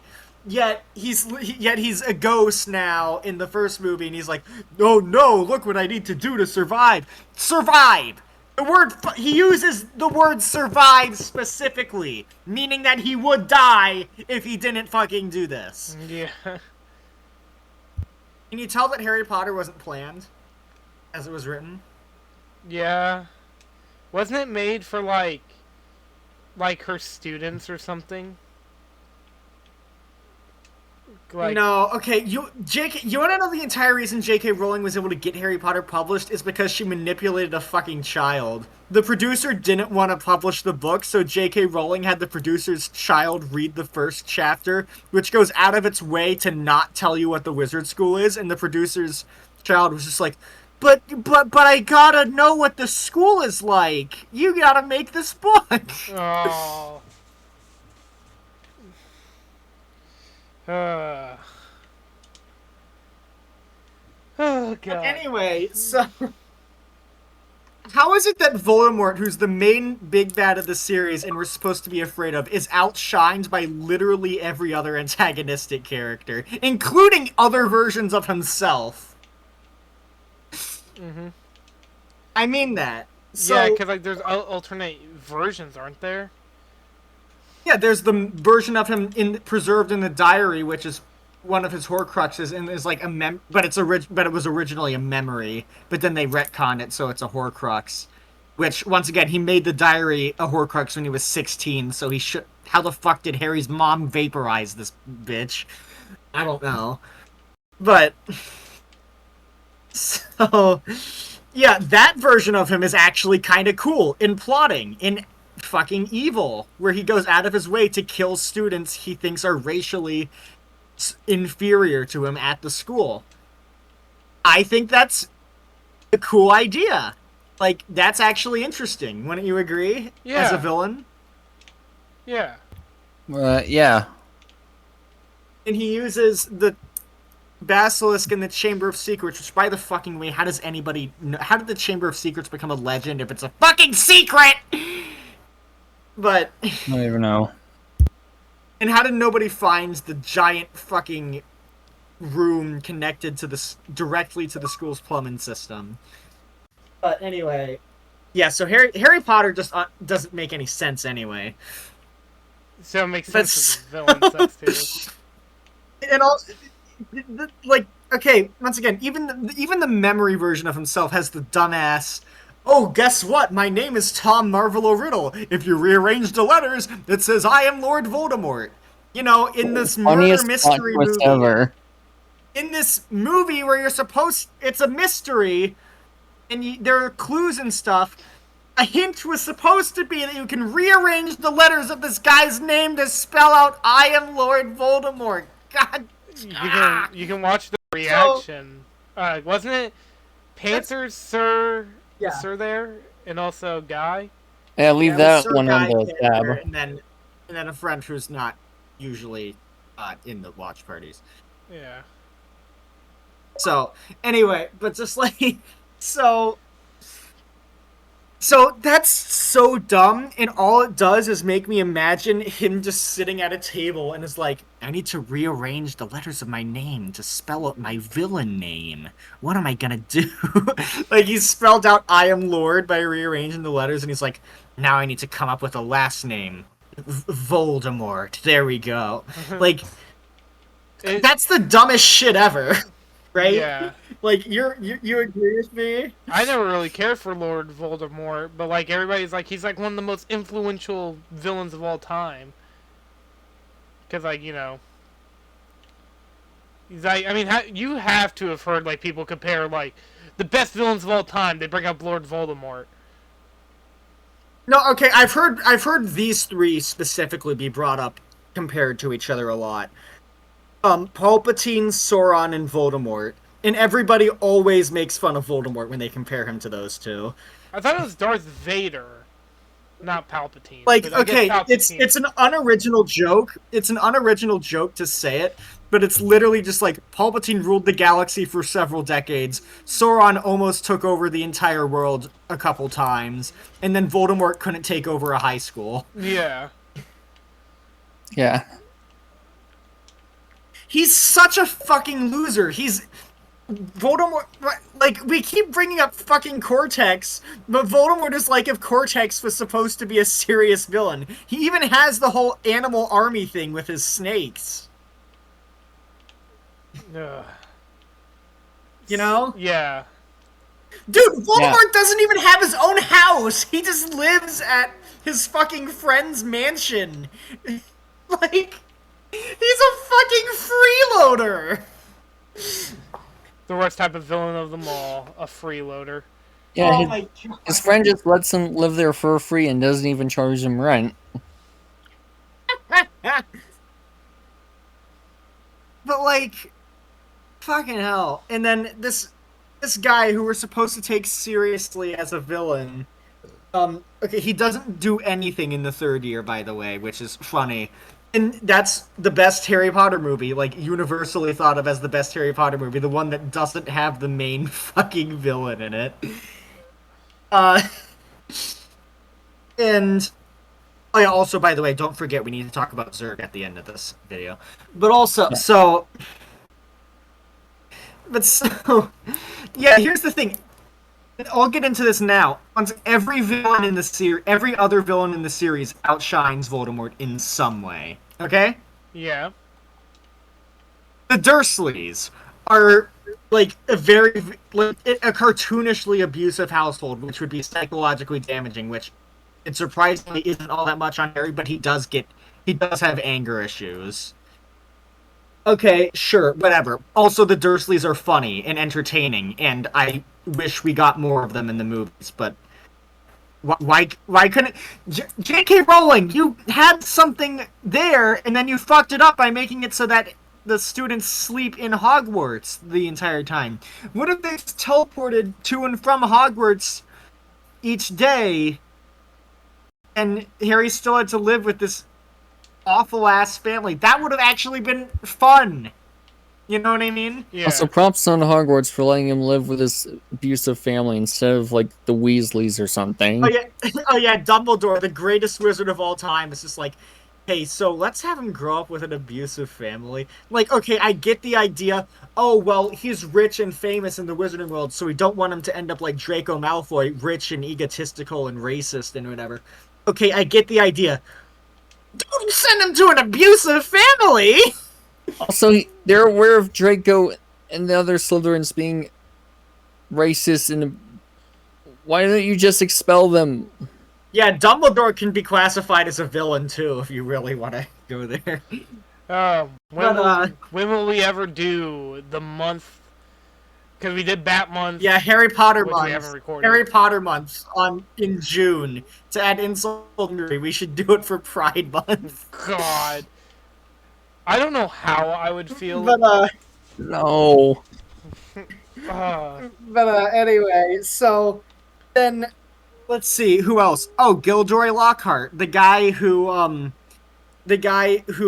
erased people's memories. Sure, he's a bumbling joke, but he's at least a threat in the case that he can basically kill you using that spell, even if it's not actually lethal. You know what I mean? Yeah.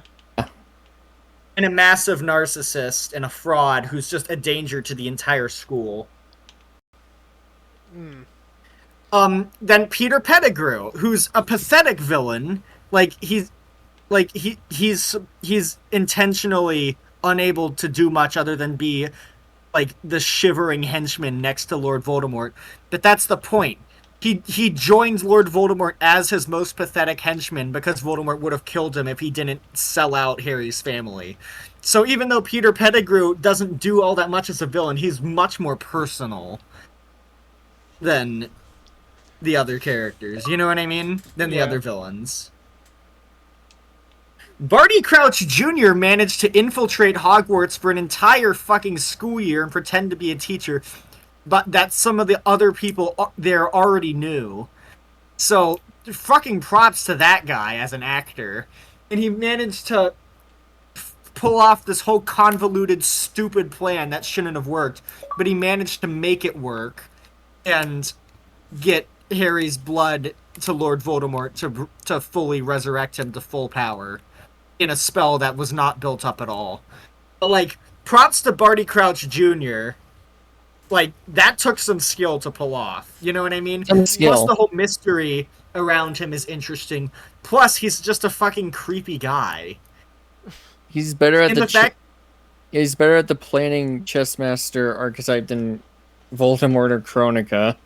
The fact that Barty Crouch Jr. as well, as a teacher, pretended to be friends with Harry makes the entire year even more uncomfortable in retrospect. Yep. You know what I mean? Yeah. And then Umbridge. Oh yeah, the Karen. I don't think I need to explain Umbridge at all. Everybody, she's probably like the most hated character in all of fiction. Okay. Are you all ready? Then Draco and Lucius Malfoy. Draco's just like a school rival, sure, whatever. And then near the 6th movie, he's able to regain his relevance by, out of anxiety, allowing the Death Eaters back in the school. That's cool. I like that, actually. You know what I mean? Mm-hmm. Even though he's like Cortex. Yeah. He shouldn't be relevant at that point, but through persistence, he managed to be. And then Lucius Malfoy was just straight up going to commit a school shooting and murder Harry on school grounds. So that's fucking crazy. Also, he's an abusive slave owner. So, once again, hateable guy. And like, you see why Draco Malfoy turned out the way he did when he had this guy as a parental figure. So you can sort of feel bad for Draco by the end. You know what I mean? Yeah.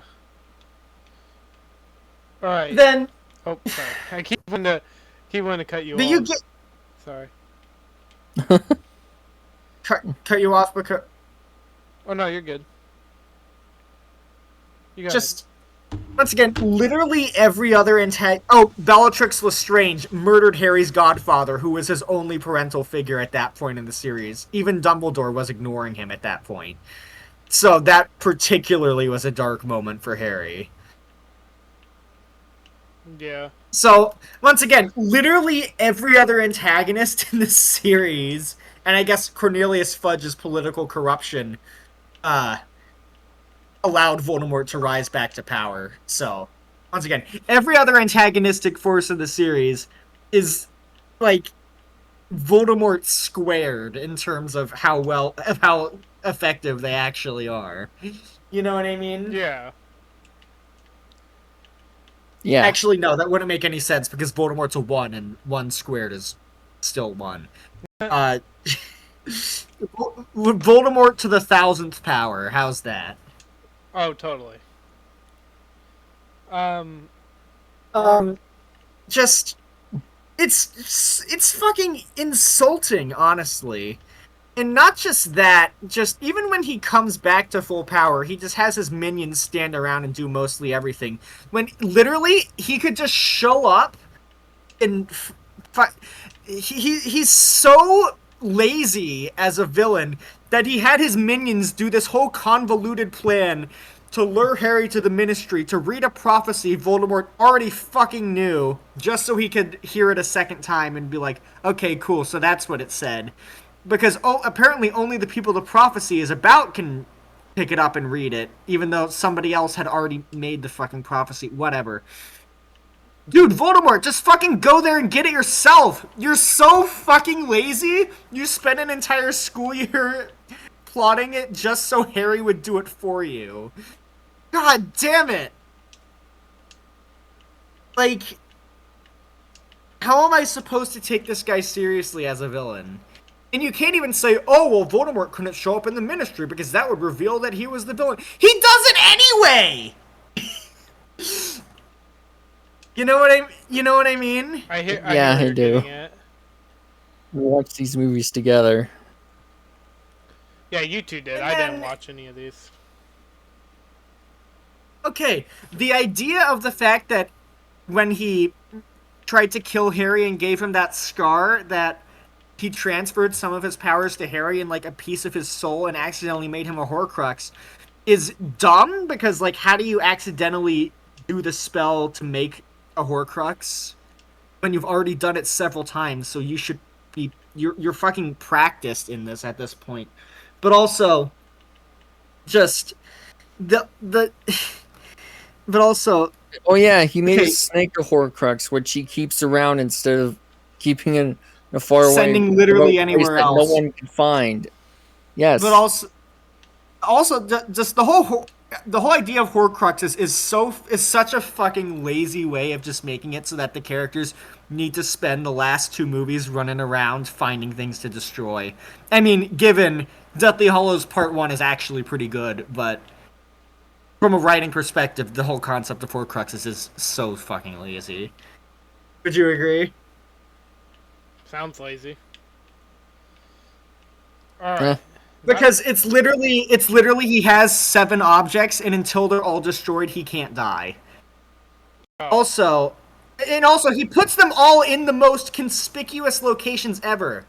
Like, this guy is obsessed with immortality. Why doesn't he turn a fucking piece of sand into a Horcrux and throw it into a desert? I don't know. You know what I mean? Yeah. yeah. All right. And then, not just that. Oh my goodness, Roxy, So- you got to say. I have so much to say. Yeah, I know you've been... I'm not gonna lie to you, you've been going on for... Not to mention, 20 minutes. when Dumbledore basically forces himself to drink a potion to get a Horcrux, like a potion that makes him severely weakened so that he can easily be killed. Oh yeah, and also Snape as a villain, it's dumb that Voldemort trusted him after he literally saved Harry's life in year 1. But I guess with Peter Pettigrew, maybe Voldemort thought that Snape changed his allegiance. I don't know. But so...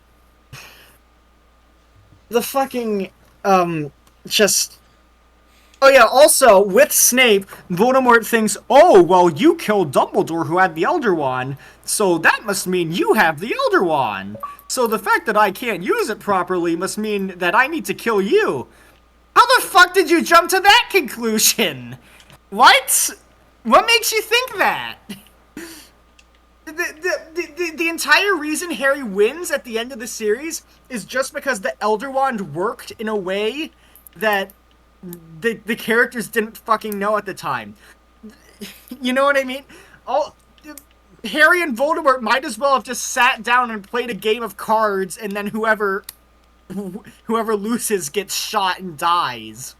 Because that's basically what happened. It was just fucking random whether or not Harry survived and Voldemort died. You know what I mean? Yeah. Yeah.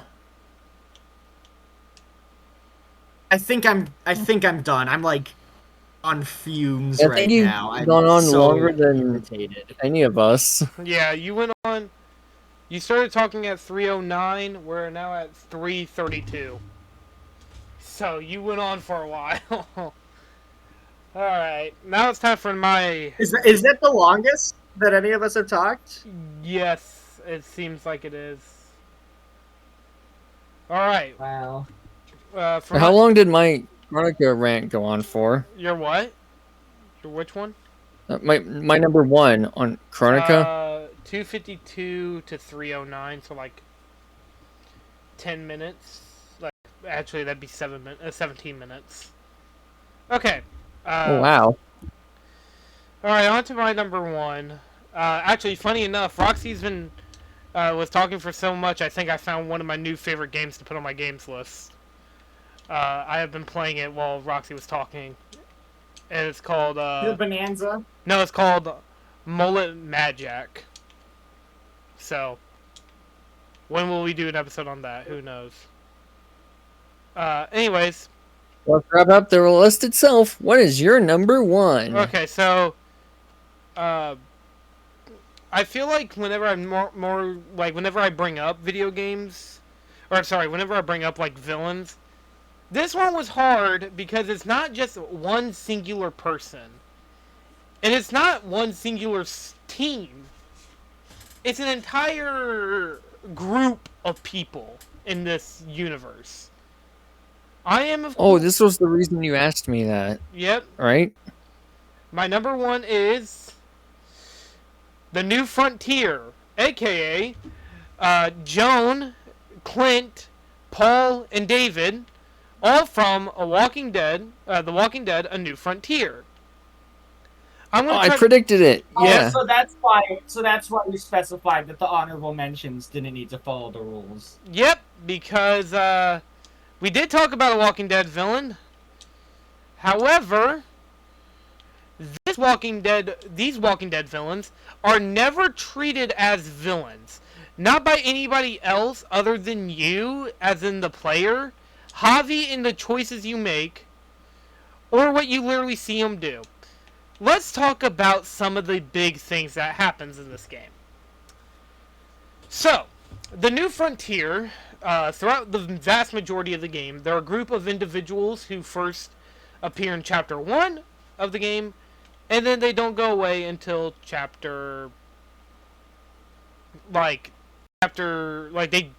don't die at the end of the game. You actually take over their headquarters, but they still suck, and I'll tell you why. Let's start with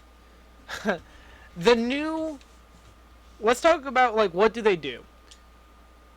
Well, they're basically like scavengers throughout the game.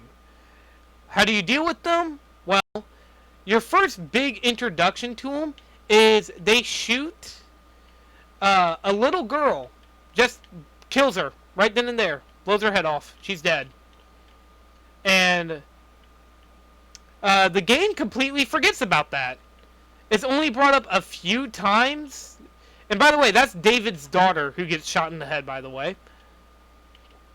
And you might all be wondering why I'm not YouTube, but the audience who probably played New Frontier, why I'm including David along with it when David's only there for a short amount of time. Well, he is one of the founders, and they are in a quote-unquote democracy. So, you know, there's 4 pillars to it. And I'm going to start with Paul. Paul doesn't really do anything bad. So Paul is like their doctor, their medical guy. He just gets suicidal, and to get any information about Clementine's not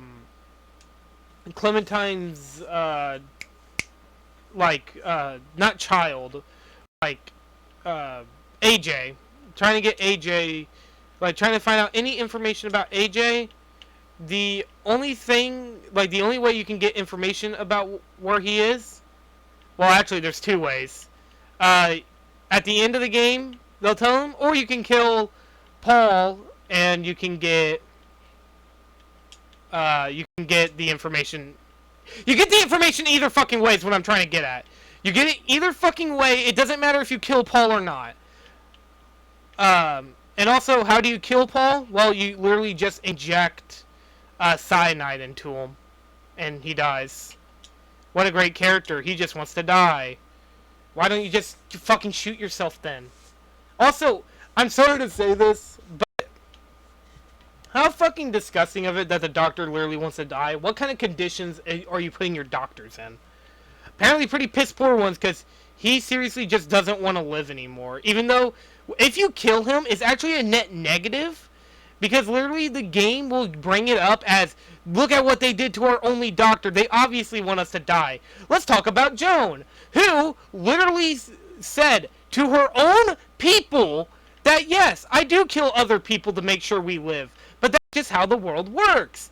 And they're like, no, that's not okay. Guess what? She never gets fucking punished. And the only way you can kill her is not even your fucking choice. David will kill one of the two. And that's it. So you don't even get to choose if you can kill the main villain or not. Clint is literally just a fucking pussy. Does nothing.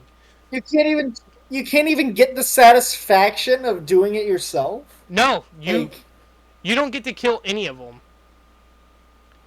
I guess you can technically kill David, but actually no, you can't even kill David. I literally think throughout my entire play session, you can't kill David unless you know what choices unless you know what happens in advance. So, yeah, think about that for a minute. You can't even kill these guys.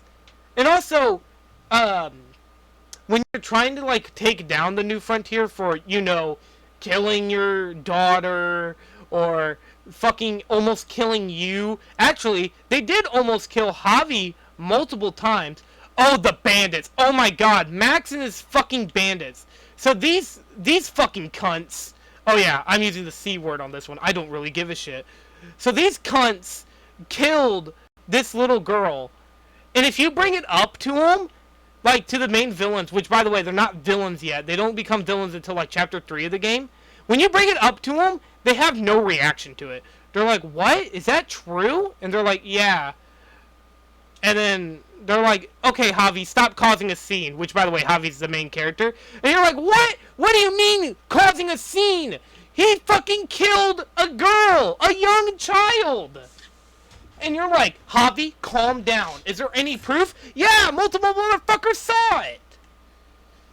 It reminds me of a joke where I saw somebody playing the Undertale Genocide run on a stream, and when Sans fought them, they're like, what? But what did I do? Why is he attacking me? Like, it was sarcasm, obviously. Oh, yeah. Also, if you...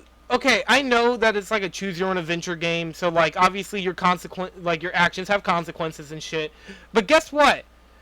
So, if you kill... Which, by the way, it doesn't matter. They'll always have dead people, and they'll just blame it on you. Even if you don't kill them, they just die of their own volition. Like, say you act... Like, I think at one point... Like they suddenly suffered from a fatal heart attack. Oh, that's Javi. That's Javi did that shit. Because they always blame it on you. Like, okay, Badger is the other guy's name. Badger literally runs up to you, and you shoot him with a shotgun, and then he's like, you blew my goddamn guts out! And then he bleeds out and dies.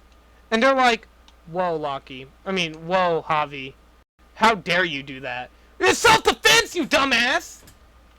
Not only that, Lonnie, who's another character, yes, there's a lot of these characters. They're not as important as, like, the four I mentioned in the beginning, but they are important. Because the four in the beginning do so much irreparable damage to the rest of the game, it's almost ridiculous. Especially David. Oh my god, David pisses me off. But let me continue with Lonnie. So, Lonnie will, like, run away from you in, like, fear, because obviously he knows that his fucking ass is grass if he gets caught. So let's say... So, like, Lonnie leaves, and you get the choice. You can shoot him, or you can let him go. No, wait! The game, like, chooses that for you. By the way, if he goes out, he'll literally tell Joanne what happens, and then it gets you put in jail. Oh, wait! That doesn't matter either! You get put in jail no matter what! Which is bullshit! It doesn't matter! You could literally spare every... Joanne! It's like that illusion of choice meme. Yeah. It's like honestly, it's like Goodbye Volcano High, in the sense of, like, most of your choices don't fucking matter. And yeah, you hear me compare it to Goodbye Volcano High. None of your choices matter in that game, though. Yeah. Oh. Literally zero. Oh, along with that, like, this is, like, many people say is a cool idea, but honestly, it doesn't really affect all that much, because... So, you get a choice, and it's like, who do you want to save? This guy or this girl? And this girl has, like, a deep connection with David, and then this other guy has a deep connection with you. Because, like, you met him a while ago. And, like, he saved your life. and then this other girl is just friends with David. So like if you pick the guy, then the guy dies, doesn't get saved, he dies. And if you pick the girl dies. Which, mind you, you're picking the save, by the way.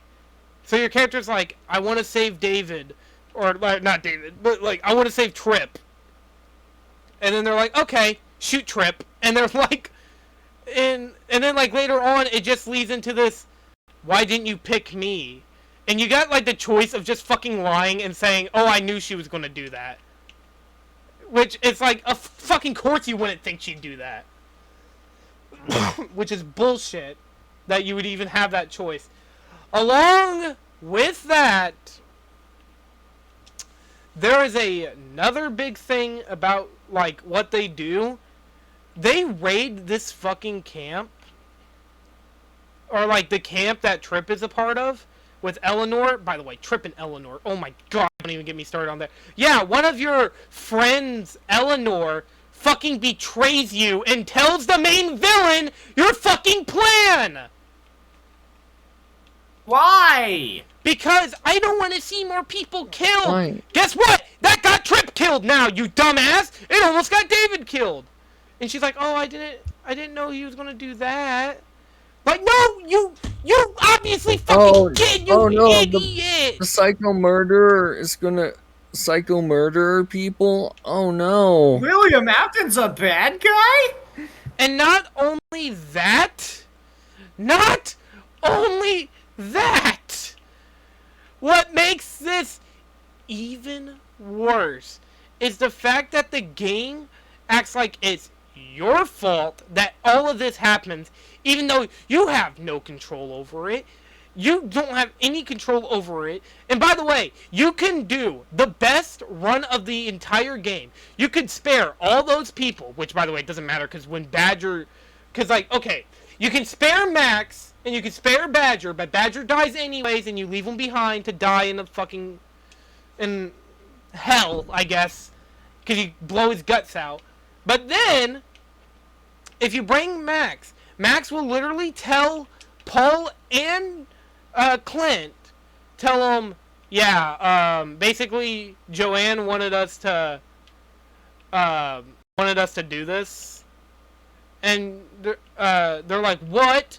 You let them raid other communities? And she's like, yeah. And they're like, that's horrible, Joanne. And she's like, yeah, it is. Doesn't like try deflecting or anything. You have all the evidence, and then they're like, all right, lock Javi up in the jail. What? Lock me up? Huh? Yes, I'm not even kidding. I done the possible, like, perfect run. I'm not lying to you. The best that I could have ever done to have all the evidence stacked up against Joanne, and you still get locked up. And I was like, but I proved that this bitch is evil. You all didn't like that she was evil. Yeah, you're still locking me away? Clint and Paul are like, they don't have a say. It's just a dictatorship with Joanne. It fucking sucks. And then, whenever one of them dies, it could be either Clint, it could be Joanne. It's one of the two. Like, and then whenever they die... Oh, wait, actually, I think you can kill Joanne, but you can't kill Clint. If you let Joanne live, Clint will die. But if you kill Joanne, then she just dies, and Clint survives. Which, I guess, is kind of cool, but it's not all that interesting. Because I think it can even be pushed away from you. But I've been leaving out David. I haven't brought him up yet. Because the game fully focuses on David and Javi's relationship. David is Javi's brother. And they don't make it any point to lie to you about that or anything. But during the beginning of the zombie apocalypse, the beginning of the zombie apocalypse, David went missing. And you're with his, what they believe to be a widow wife, and two children, Gabe, which fuck Gabe, and Maria, Mariana, that's who it was. Mariana, who gets shot in the beginning of the game. And then guess what happens? So Mariana dies. Gabe is just a bitch the entire time. He's like, guys, I want to help, but I don't want to help at the same time. I'm not a man yet, Javi, except I am. Like, the entire time. It's like contradictory himself the entire time. But David, so obviously because Javi and Kate are the only two adults who they know of, they get together. And then David when they find out David's still alive, David's like, oh, well, we can just go right back to normal. Like, nothing ever happened. Which, by the way, it's been like the zombie apocalypse for, like, the last couple years. So, like, time passed, like, come on! Like, you can't be that stupid. And then, when Dave finds out, he gets mad, and he tries killing you. I'm not lying to you. Literally tries murdering Javi because of this. And, like, throughout most of the game, like, David is just a fucking bitch who complains and moans and wah. He is awful. An awful, awful character. And then the game wants you to feel sad when he either dies or doesn't die. Which, by the way, Kate is also a bitch. I don't like any of these characters. Aside, I thought Javi was kind of cool. Conrad's as a concept throughout the game is kind of cool. That he can die at any point depending on your choices is really cool. But and Clementine, obviously, because Clementine's just shoehorned into this game because fuck you. She's not character assassinated or anything, which is good because it makes Season 4 all the better. But yeah. Also, fuck this game. Fuck everything about this game is, as I said, it's one of the worst games I've ever played. It is the worst game I've ever played. Fuck this game. I'm done. Alright. Especially the villain. Oh, yeah. I keep forgetting we're talking about the villains here. But, like, Alright, we're going on to extras. So, Well, one extra. A.K.A. Zerg. We're just going to talk about Zerg for a minute. I don't have much to say about Zerg because I just think he's stupid. But go ahead. So, I don't know what whose else to idea add was on. it? Is everyone else has already said it. Yeah. Whose idea was it? So, Toy Story 2 already established that Zurg is Buzz's father. Yeah, And as then- a parody. Yeah, sure people defend, oh, well, they made it Buzz from the future because it was a Star Wars reference in Toy Story 2. Yeah, it was a Star Wars reference. Yes, it was a joke. It's still That doesn't mean it wasn't continuity, canon. even if it's a That doesn't joke. mean yeah, that doesn't mean it wasn't canon. Yeah, which probably means they purposely ignored it for the sake of subverting expectations. Yeah, which is not very good. Because, like, Dude, the entire Lightyear movie feels like trying to do that because the Buzz Lightyear brand and universe was clearly a Star Wars parody. yeah. I mean, honestly, they should have just released a new Star Wars movie instead of Lightyear, but... Like, do you think that's probably why they're releasing Toy Story 5 now? Because of how bad Lightyear did? That they need Yes, to try to 'cause they save the gotta- brand? Yeah, just save it to Yeah. convince themselves that Toy Story is still profitable. We're in 50 years, they're like, introducing Toy Story 22. Guys, we lost Buzz. Gotta go find... It's like, I thought you were gonna say gotta go fast. gotta go fast. I'm very concerned about Toy Story 5, but... The scene with Zurg falling from the elevator shaft made me feel more emotions than anything in Lightyear. I'm kind of... Father. Father. I'm kind of But shocked. like, in Lightyear, Zurg just runs around throughout the movie as a fucking boring-ass robot who doesn't do shit. Yep. Whoa, look, it's a big robot! Oh no, I've never seen one of those before! Not like I've seen smaller, medium-sized robots that are more intimidating. All right, give me. What the?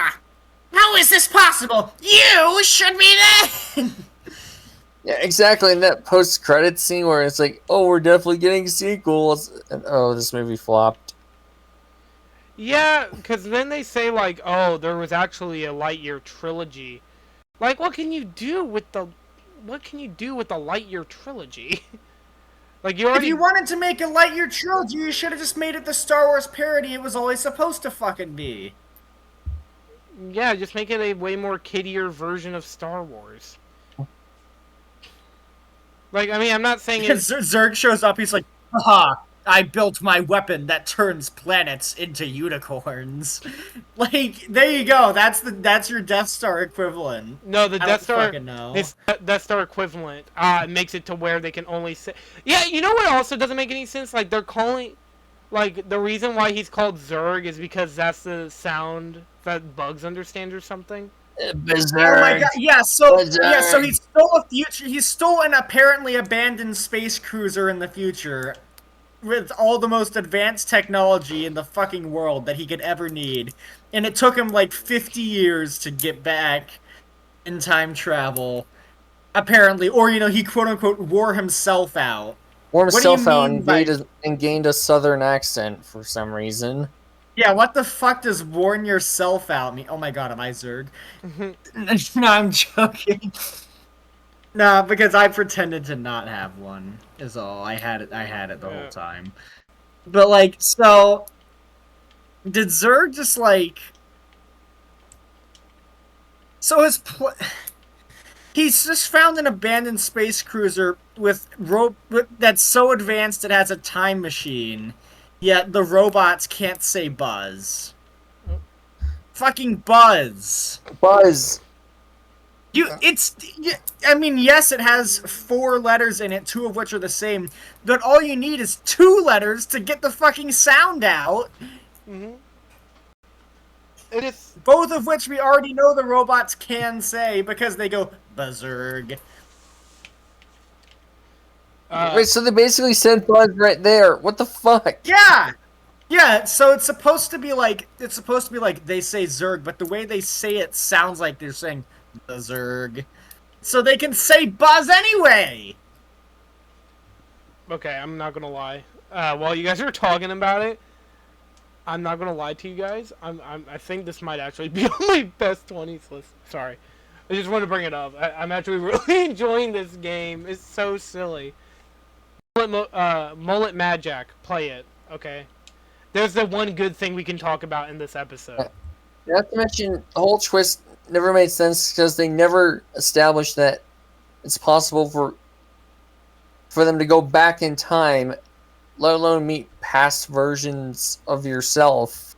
Let alone, he doesn't even know that he can change the timeline. I have a question real quick about Lightyear. Like, he obviously can, because the thing that happened to him didn't happen to the Buzz we follow, but... Yeah. And he doesn't think of all the paradoxes that could possibly happen. Or, he doesn't just fucking ask the people in the town, hey, are you fine with living here? Because all of them are! He just assumes that they aren't, because he just assumes everyone hates him still for this mistake. They all hated me. Hey, Buzz! Cool binder! Hey, Buzz! You want to come to my house? We've got to do a Meet the Robinsons episode. I feel like that would be so much fun. I love that movie so much. It's probably one of my favorite Disney movies. I feel like that's one of the movies we bring up the most for some reason, just because of Goob. And how memeable it is. I'm kind of sad. I didn't realize there's not like a whole lot of like specific like Disney villains we brought up on our best villains list. None that I can remember. Like I know you brought up Syndrome, but that's Pixar. Roxy. I brought up Jafar, that's the Jafar's TV cool. Disney, not movie Disney. Turbo's pretty cool as well. Bellos is pretty cool. Owl House episode. See, that one we would also have to bring in Trevor for that one because I think he loves that show a lot. So, anyways, is that all we have to say? Do you think Trevor's gonna be upset when he's like, "Wait, you did Jingle All the Way"? Yeah. Yeah. He's just heartbroken. It's like, oh, I wish I was there for that one. So, is that all we have to say about Zerg, the extra? Yeah, I guess so. Okay, no more villains. So let's bring up what's next time on Oh, the Vulture. oh, wait. that, Oh. yeah. Hold on. Let me bring up what's next time on the Vulture Culture podcast. We got Roxy pick, Sir pick, my pick. Wait, why is that? Yeah. Episode 50. Actually, okay, hold on. We do have episode 48 and episode 50 Yeah, picked out. 48 is Super Smash Bros. Brawl, Yeah. which is my pick. The season finale is Goodbye Volcano High. Yep. Yeah. Yep. Goodbye Volcano High is the series finale. Special shout out to I mean Roxy. season finale. Yeah, season finale, not the series finale. I'm not going to end this show after Goodbye Volcano High. That would be really funny though. We do the Goodbye Volcano High episode and you're like, I'm done. I can't do this anymore. I can't take it anymore. Oh, hell yeah. Anymore. I can't take it anymore. I just want to die. Season 3. We all want to die. We're Missy. Should we talk about season 3 and how we are very excited to talk? Because season 3, should we just talk about a little bit? Like, should we just tell them what season 3 is? Basically, like, how it starts off. Can we just tell them? I'm kind of wanting to. Sure. Season 3 is going to be the worst of the worst. We're gonna do At the start, then it gets more positive later. Yeah, we got here's what we have so far. This isn't 100%. We're recording this extremely early, hence why we don't have the episodes selected. So, watch the last episode if you want the full schedule. But we will be talking about Stranger Things Season 3, Rick and Morty Season 3, X-Men 3 Last Stand. And then I have right here for 54 that we would bring on a guest. But the thing is, that was when we were thinking about doing, we were thinking about doing Plants vs. Zombies 3. But we can't do that anymore. That literally doesn't exist. Yep. Featuring a guy who does exist, so. We would have to pick, something else, maybe PvZ Heroes. But, see, that's good. Shrek the Third. Yeah, I might as well just put that as Shrek the Third. Shrek the Third. And then episode 55 is going to be our first ever. Well, unless we do it beforehand, we're going to do ranking. Our first ever step to positivity. Yep, and then we're going to be in the season as we go forward. And then we're going to be right back down the middle with Crash Bandicoot 3.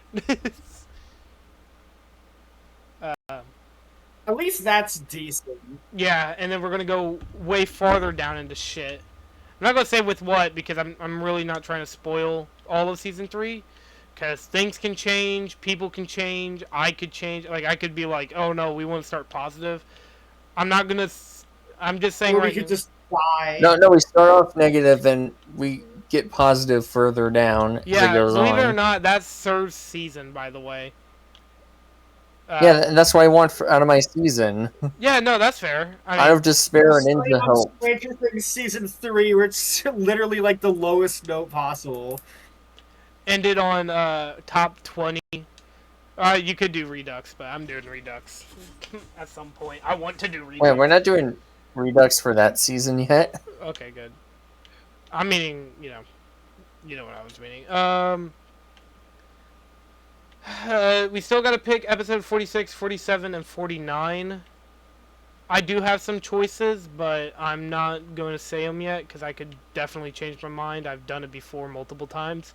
Like, we were supposed to do Donkey Kong Country Returns multiple times. So, you know, take that for what you will. The only reason why we haven't done it yet is just because... I just think, like, it's because Roxy... Like, Sir doesn't own it yet, right? You don't own Returns yet. No.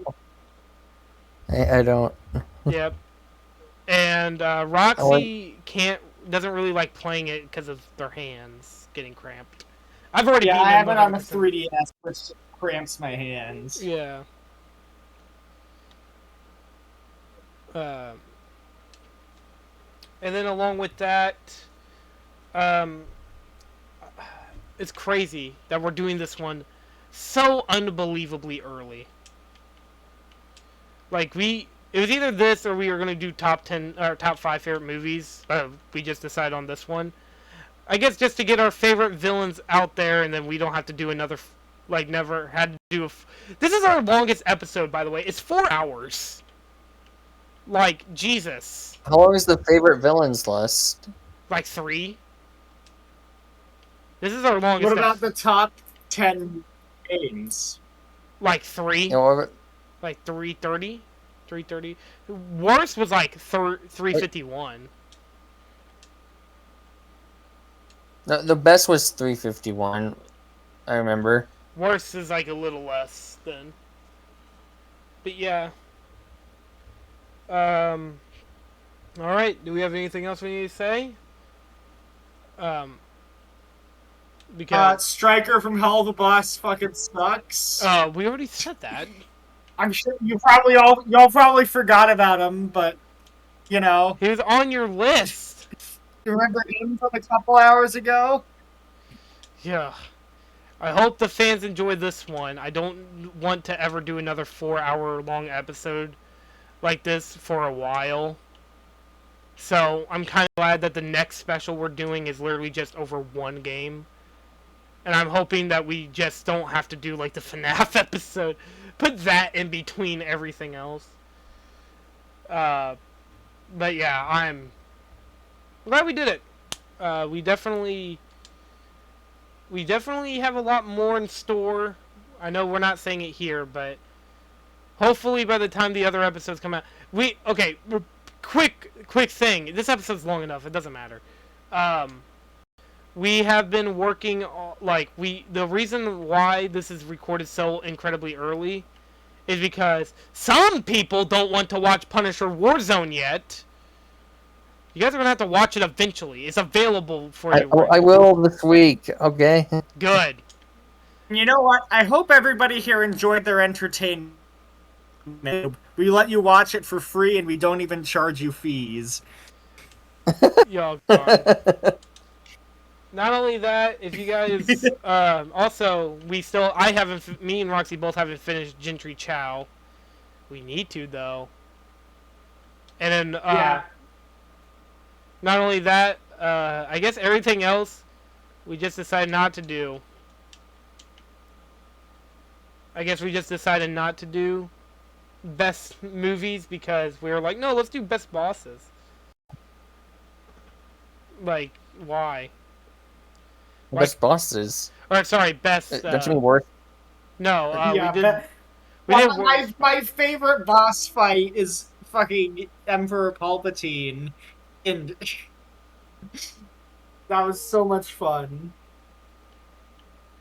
But we need to do. We need to do best. Oh my God. We need to do best.